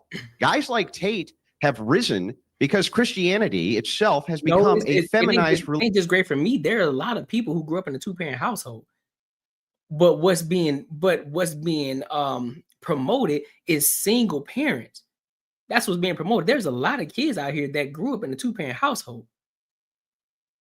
Well, you can disagree all you want. The facts are the facts, big dog. So, I mean, hey. Religion, especially the Protestant sects, has become completely feminized. And it didn't used to punish masculinity at all. And now it does. And so where's the alternative? Where's the spiritual alternative? It's nowhere. And we need to get back to this fundamental question of what even is misogyny? Because I don't think that men kicking the crap out of each other, being brutes, insulting each other, hazing each other, even bullying each other is misogyny. Not only do I not think it's misogyny, I think it's perfectly healthy. Yeah, but I don't think that's misogyny. Well-adjusted. That is not misogyny. No, hang on. Talk your talk, Andrew Wilson. Talk your motherfucking talk. Because at the end of the day, there's an attack on masculinity.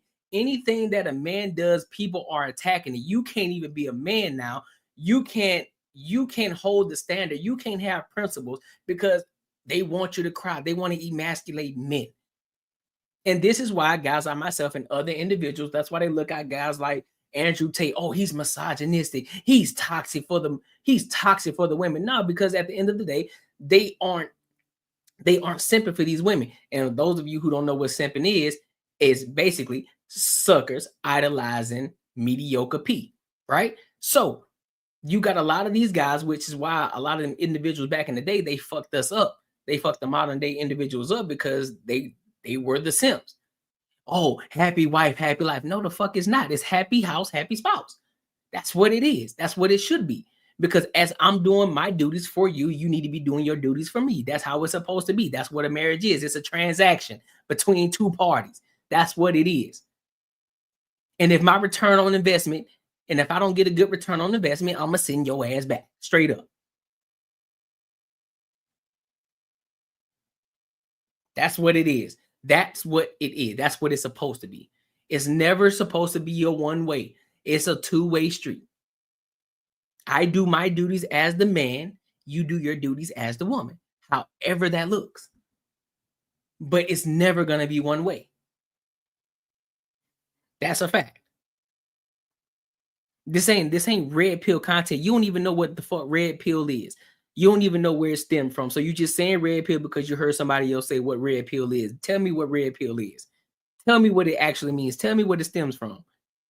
Then come talk to me, because what you thinking is you're thinking about this red pill as if it's somebody that's just disrespecting women. No, that's not what red pill is about. It's not what red pill is about. And that's a lot of y'all's problem. Y'all think y'all hear one person talk about it and talk about it negatively, and then y'all just run with that fucking rhetoric. It's crazy to me, dog. Shantae says a marriage to me is not transactional. It's love. Neither one is more important than the other. It's equal. See, there you go. It ain't about equal either. It's never going to be equal. Men and women are not equal. They are not equal. It is a transaction. Regardless of how you look at it, it's a transaction. Love fades. Love is a feeling. Marriage is about duty. And that's a lot of y'all problem. Y'all think that marriage is only about love. That's why a lot of these women are leaving these relationships, because guess what? They fall out of love. It's duty when it comes to marriage. It's a duty. I have a duty to you as my spouse, and you have a duty to me as my spouse. That's what marriage is. What are we talking about right now, man? And half of y'all who laughing and going back and forth, half y'all ain't even married. So y'all don't even know what the fuck it even means in real talk. Let's be honest about it. Let's be real. But hey, make sure y'all like, comment, and subscribe, man. So make sure y'all like, comment, and subscribe. Let me know what y'all think about this in the comments. Do y'all agree with Andrew Wilson, or do y'all agree with all the extreme leftists in the situation? Let me know. Let me know. So on the last topic, man, I want to hit the last topic. I don't know if y'all know who this individual is or not, but we like to call her the female Kevin Samuels, and her name is Kendra G. And so she had this lady on who is a single mother, has 2 kids, and she wants a 6-figure boss. Let's see what Kendra G has to say about this. Let me know what y'all think. Make sure you like, comment, and subscribe. Let's get to it, bro. Say to my diehard fans, make sure you watch at least until 9 minutes, because watch time is the most important factor to this channel growing. And let's see, before we start, let's see what the comments have to say. Married the wrong person. Yeah, you probably married the wrong person. It came from the Matrix, but it gets deeper than disrespecting women. See, again, you still don't understand. You think it's disrespecting women, but it's not disrespecting women. Y'all always take, just because men don't agree with the things that y'all want and it doesn't benefit you, you think it's disrespecting women. It's not disrespecting women. So I need y'all to stop that. Chanting, love to me is an action. It's a choice. You choose to love your spouse every day, but it's a duty as well. That's the part that you're missing. Marriage is also a duty, because it's not just about love alone. It's about duty in the marriage. Your duty to that person, for sickness and through health, for better or for worse, for rich or for poor. It's a duty. Let's see. Shooting blanks. The hell kind of name is that? You need to fix that. A good relationship is 2 people that knows each other and are willing to compromise for each other. Yep. You give up the eyes for us. It ain't about you no more. It's about us. There's a hierarchy in the marriage. God, man, woman, children. There's a hierarchy. Not probably I did. I admit I picked wrong. Well, now you know. The couple needs to come to understand with each other. Yep, that's a fact. That's why the conversations need to be had before y'all start to lay down with these individuals, see where their head is at beforehand. A lot of y'all just marrying the people because they were attractive, or they were telling you sweet nothings and you like what they were saying at the time, instead of getting to the deeper conversations and having them holes early, so that way you can decipher whether this person is for you or not. So being successful. To new watchers, if you like this video at any point, like and comment. Be sure to follow me on Rumble, Discord, or Twitter. Links below, because who knows how long they're going to let me stay on the tube. Now let's get into this ridiculous nonsense. Because now you're just making me mad. At first it was like, okay, woo, whatever. But we've reached a point now where you got me to the highest level of festivity. I'm sorry, I look crazy. Are you ready, boo? Hi. Are you ready, baby? Hi, guys. Yes, ma'am. What's your name, love? My name is Yaya. What does she feel like a man is worth? Coming on, laying down in a marble shirt. Crazy. That ain't her. That can't be her real name. Yaya. I'm good. I raised my daughter. I'm good. I raised my daughter alone. She has done very well, well educated, and has a great husband. Good for you. You small percentage. The woman submits and respects the man, and the man provides and protects the woman. Both support each other. Yep. Bars. We got to start from that context. Yaya, where you calling me from, baby?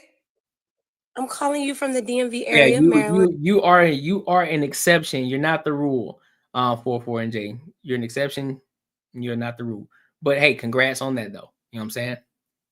Okay, how old are you? I'm 29. 29. What you do for a living? I'm an executive assistant for the federal government. What does that mean? Make sure y'all liking the live. I don't know what that means. Do you have any kids? I do. I have 2. 2 kids. How old are your kids? 5 and 4 months. Why you not with the dad? Oh, here we go. He's not ready to what? Settle down. He's not ready to settle down, but yet you still decided to lay down with him. Got it. You should have figured that out before you let him nut in you. You ever think of that? B-dubs never think of that. Man, I swear, B-dubs are the most likely to not be with the father of the child when the child You decided to, he wasn't ready, but you decided to lay down with him. But yet, let some of these other women tell you, well, he didn't tell me this. Well, he didn't say any of this before when we were laying down together. That's why you ask the hard questions up front. You ask the hard questions up front. You ask the uncomfortable questions up front. That's why you let that shit out on the table. Look, this is what I want. This is what I expect. These are the conversations that y'all need to have, but y'all don't have these type of conversations. And this is why y'all end up with these. That's why y'all end up with the Pookies and the Ray Rays. Y'all end up having babies by these niggas that y'all know don't even want y'all. Y'all end up having babies that y'all know they ain't even supposed to be fucking fathers. And now y'all stuck. Now you trying to look for, nah, my standards are better now. Well, where the fuck were your standards before then? Please. Please do not. That's why it's important to have children after you're married. That's why it's important. Nobody's trying to downplay you. Nobody's trying to disrespect you.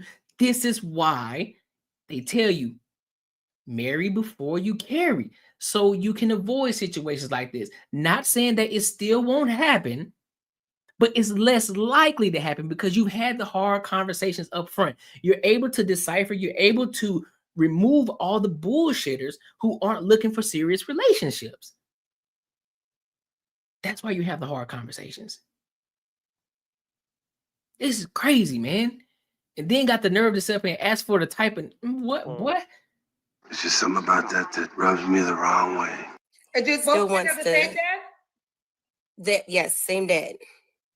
I was waiting for him to make his mind up.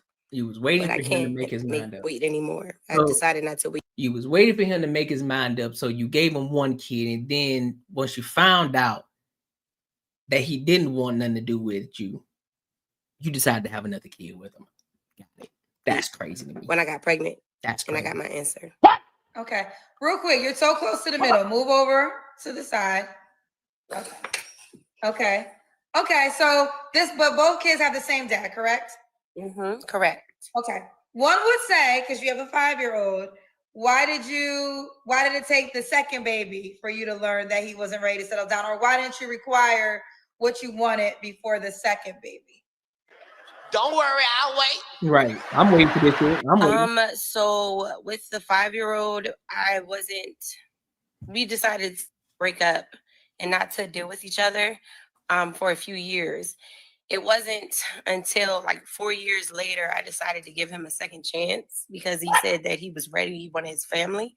And I was dating, but I wasn't taking it seriously because I was kind of like, I knew that I didn't want to just be somebody's, and I'm not knocking it or anything like that, but. Have you ever had a dream that you I didn't want to be somebody's baby mama, if that makes any sense. I wanted to give my child something that I never had, which was having both of their parents under the same roof. That makes no fucking sense. Exactly. B-dubs do not want to be married. They don't want the responsibility, the discipline, the structure of it. You notice, though, she didn't say marriage. She said just living under the same roof. Focused on just being the best parent and just building my career. Your focus on your career and focus on being the best parent. So if you're focused on being the best parent, you should do everything in your power to get back with that man and make it a priority. And make it a priority. This is crazy. You should have been thinking about all of that shit. Now I get it. You got the kids now, so ain't no reason to go back to talking about, oh well, you should have done this. I got it. But you need to make it your duty to get back with the baby's father. Real talk. You need to make it your duty. Do whatever it is that you need to do to make sure that happens.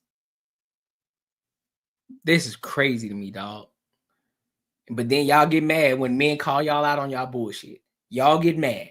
You get mad because we're calling you out on your bullshit.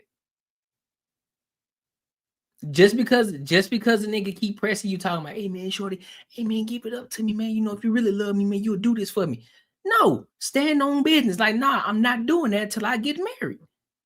It ain't happening. If you ain't trying to get married to me, why am I laying down with you? Knowing and understanding the consequences that come behind that. But no, you want to be free. You want to be liberated. You can do what you want to do. Your body, your choice, right? You weren't asking the questions beforehand. You weren't being intentional beforehand. Your standards weren't high. But now all of a sudden that you got these babies, now all of a sudden you got all these crazy ass standards now. And then you get mad when men don't uphold to those standards. It's crazy. Make that shit make sense to me. When he told me he was serious, we were dating and everything, and it was going good. And then I got pregnant. And I recently rededicated my life to Christ. So here we go. Here the fuck we go. Now you want to give your Christ. Now you want to give your life to Christ. Now you want to give your life to Christ. Now you want to give your life to Christ. Oh, for me, can't make this shit up. It never fails. Never. I'm not knocking anybody else, but for me, I decided not to go that route of not keeping my child. So that was a personal decision for myself. So I think that listen, babies are blessings, right? So regardless of the circumstance, I think everyone should agree life on this earth is a blessing and a gift from God. Are you sure? So I guess my question is, what happened after you got pregnant that said, okay, he's not ready? His attitude switched up completely. He switched up completely, wasn't coming home, cheating.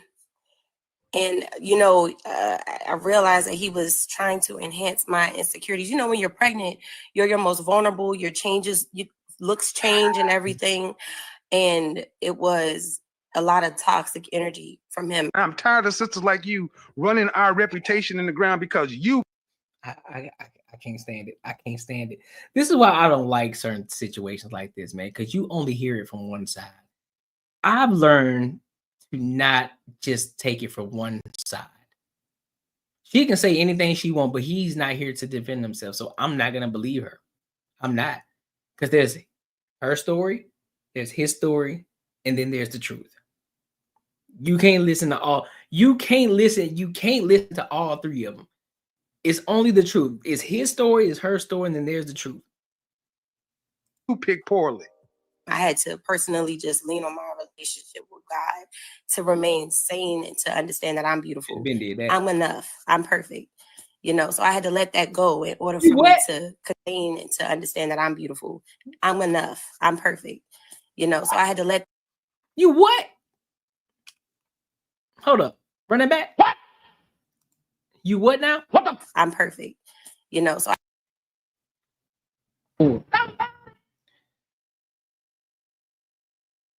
she said she perfect. She said she perfect.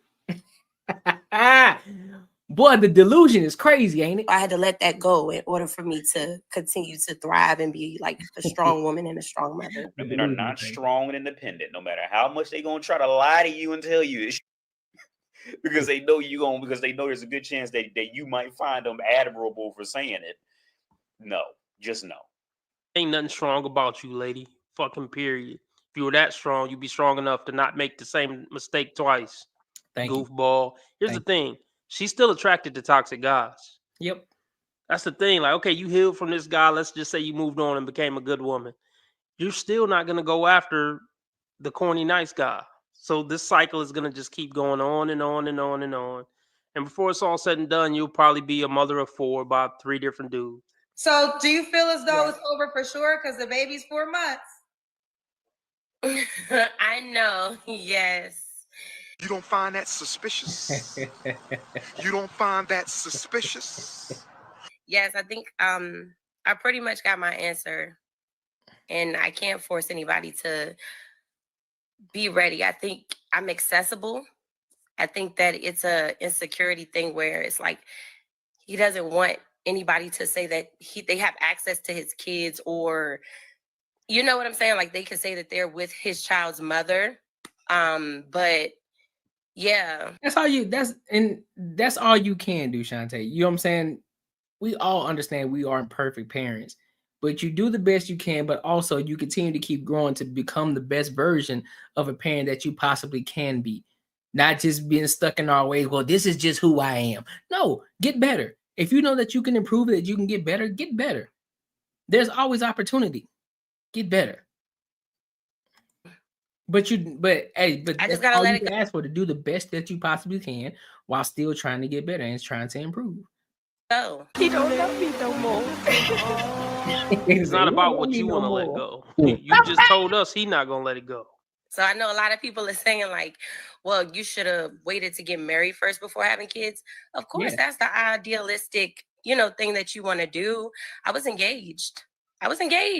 You were engaged, but you weren't married. So it's not the same. You can say I was engaged, but you weren't married. Y'all didn't tie the knot. Y'all didn't say I do. You only said yes. You didn't say I do. So it's not the same. You can't make this shit up.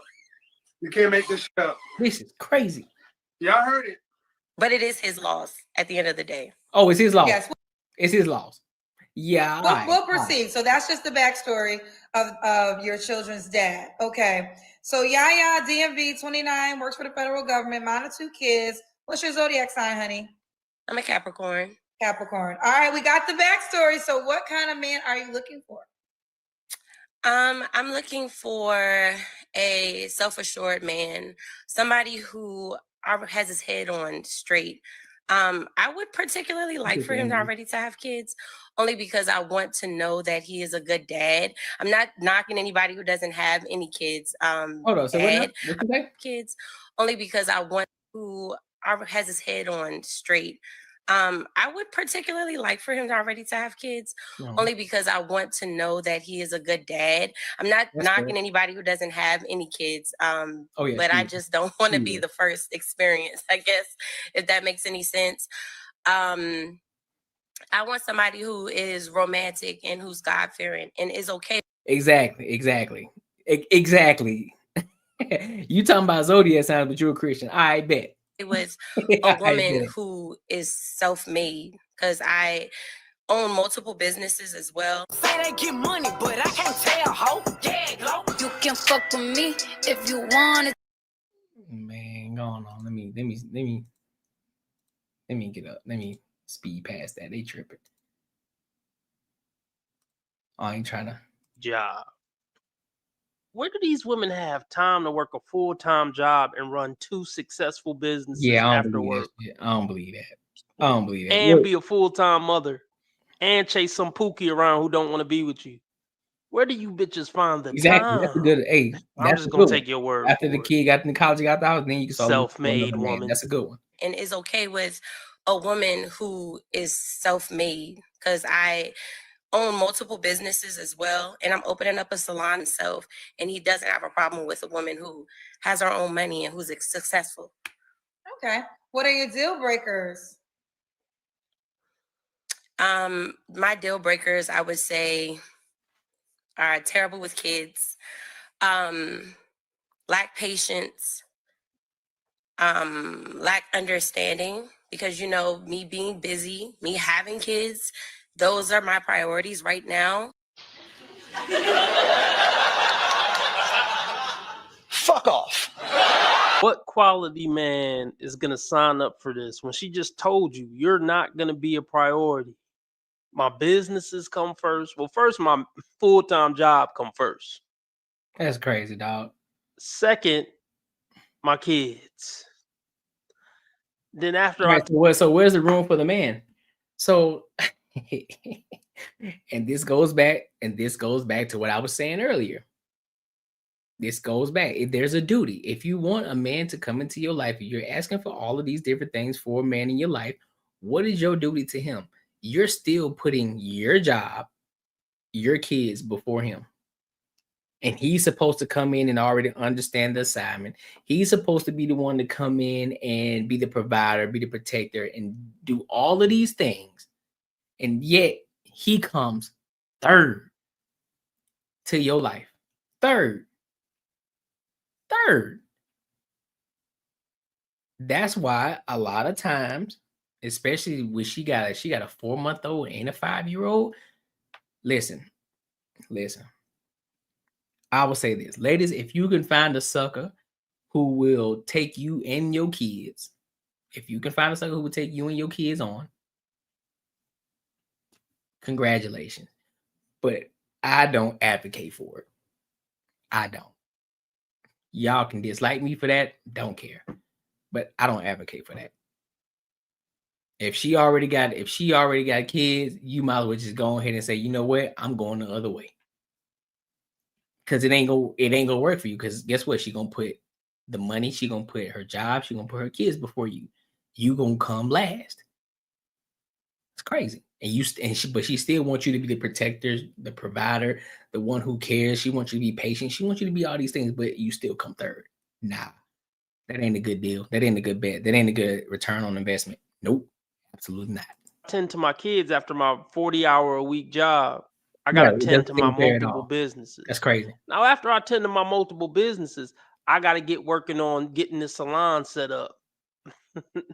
And then after I focus on getting the salon set up, I got to call my baby daddy and give him an update on the kids. Then maybe I'll see what you're talking about. Exactly. What man of value is signing up for that shit? Not one single man on planet Earth. And until somebody shows me that they're invested, I don't see myself investing.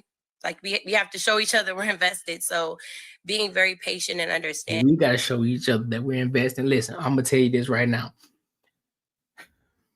This is going to be a hard truth, especially when it comes to the return on investment.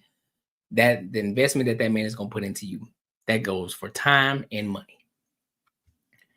You as a woman, if you're a woman that got kids that are in the house that you're taking care of, and you're looking for a man to bring into the household, you are going to have to do your best. It ain't about you. It ain't about you at all. Of course, you're going to have discernment, making sure that he ain't he ain't one of them crash outs. Of course, that's why you're going to have discernment. But you are going to have to bring your best. Put your best foot forward because you are competing. Who are you competing against? You're competing against other women. Because at any point, if he's a 6-figure earner, he's a boss and all these different things, and he has the choice to choose between you, who have 2 kids by another man, and he can choose another chick that don't have any kids, no responsibilities in that manner. All she focuses on is herself and her job. You better bring everything you got because you're competing against her. Whether you like that shit or not, you're competing. If you're looking for that type of man, you definitely are going to compete, and you're going to have to bring your A++ game. That's what you're going to have to do.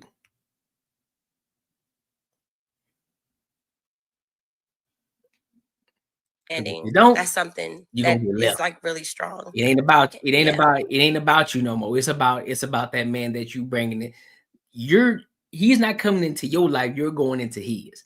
A six-figure boss. I ain't never seen that one before. But a 6-figure boss, let's just use her terminology. A 6-figure boss. This means this man is on top of his shit. He's doing the things that he need to do. He's not going into your life. You're going into his life. He's bringing you into his life. He's bringing you into his world. He's elevating you and your kids. So therefore, you need to be on his program. He ain't on your program. You need to understand that. So you're going to have to put your best foot forward. That's a fact. Okay. Should he look a certain way? I mean, of course I would want him to be. No one deserves my attention more. See, that's the problem though. Nobody deserves your attention more than your child, and that's the problem. And again, if you're okay with not wanting a man, that's fine for you. But for the women out here who do still want a man, who do want to get married, nah, your kid don't come first. Your kid don't even come first when you're in the actual marriage. When you're married to someone, your kids don't come first. Your spouse comes first, because it was you and your spouse before the kids came along. So it's still you and your spouse before the kids. So at the end of the day, that man should come first, regardless of how you spend it. Be attractive, right? Of course I would want him to be attractive, but I'm saying looks aren't everything, because there are the finest men, but they have the worst attitudes, or you know what I'm saying? Like, so I'm not really focused on looks. It's more of the character. It's more of like, does he have a relationship with God? You know, like all of those type of things matter more to me. But I would particularly like for him to be a handsome person. Yes. A handsome person. What about money? Oh, yeah, she gonna settle. A handsome person? That's crazy. I ain't never heard that one before. A handsome person. All right. A handsome personality. That's what she said. A handsome personality. All right. Should he make a certain amount of money? This should be interesting. It sound good. It sound good. Santiago, yeah, go ahead and throw that $300 donation in there. Go ahead. Marriage is a new man when I already have a child. Hey, at the end of the day, 4-4. Listen, but again, this is if you want a new man. If you want a new man and you want to bring him into your life, I'm telling you, he's gonna come first. Hey, go ahead and throw that $300 in that deposit. You feel me? So when it comes down to that, I would ask for him to make like 6 figures at the least. That sounds like a fun idea. I should go do that. No. Only because I make a lot more than that. And so I would like for him to make like maybe around that, maybe like 80,000, I'll say, at the least. But you're willing to invest in other businesses. You're willing to grow. So if you're willing to like work hard, let's say you want to start your own trucking business. Okay, we could do that. You know what I'm saying? But you're willing to not settle with that 9 to 5 or whatever that is. You want to create generational wealth. Let me say something. Let me say something, because a lot of people don't understand. Y'all give it 9 to 5's a bad rap. I used to think like this too. So give me grace on this situation, because I'm about to cook real quick. A 9 to 5 creates more millionaires than anything. That's one. If you do it correctly, right? If you understand the benefits that come with a certain job, if you understand the 401ks, the Roth IRAs, the matching, if you understand all of these different things, on top of that, if you start to understand how to use your money, instead of just taking your money out and spending it, but you have your money and you're investing your money in certain accounts, which is, I'll give an example of what I do. I'll give you an example, right? So I work for a specific company, right? I'm far past this, just saying back in the day when my daughter was young. I feel you. So back in the day, well, not back in the day, so you got me tripping. So what I do is this. Instead of using a traditional savings account, like your Bank of America's, your Regions, your Wells Fargo's, and your savings account, right? I don't use that to save money. I use a brokerage account. What does that mean? What is a brokerage account, Courtney? Okay, a brokerage account is like Fidelity, right? And so what Fidelity does is you're able to create a Roth IRA. And hopefully that the company that you work for is also affiliated with a Fidelity account. Luckily, mine is.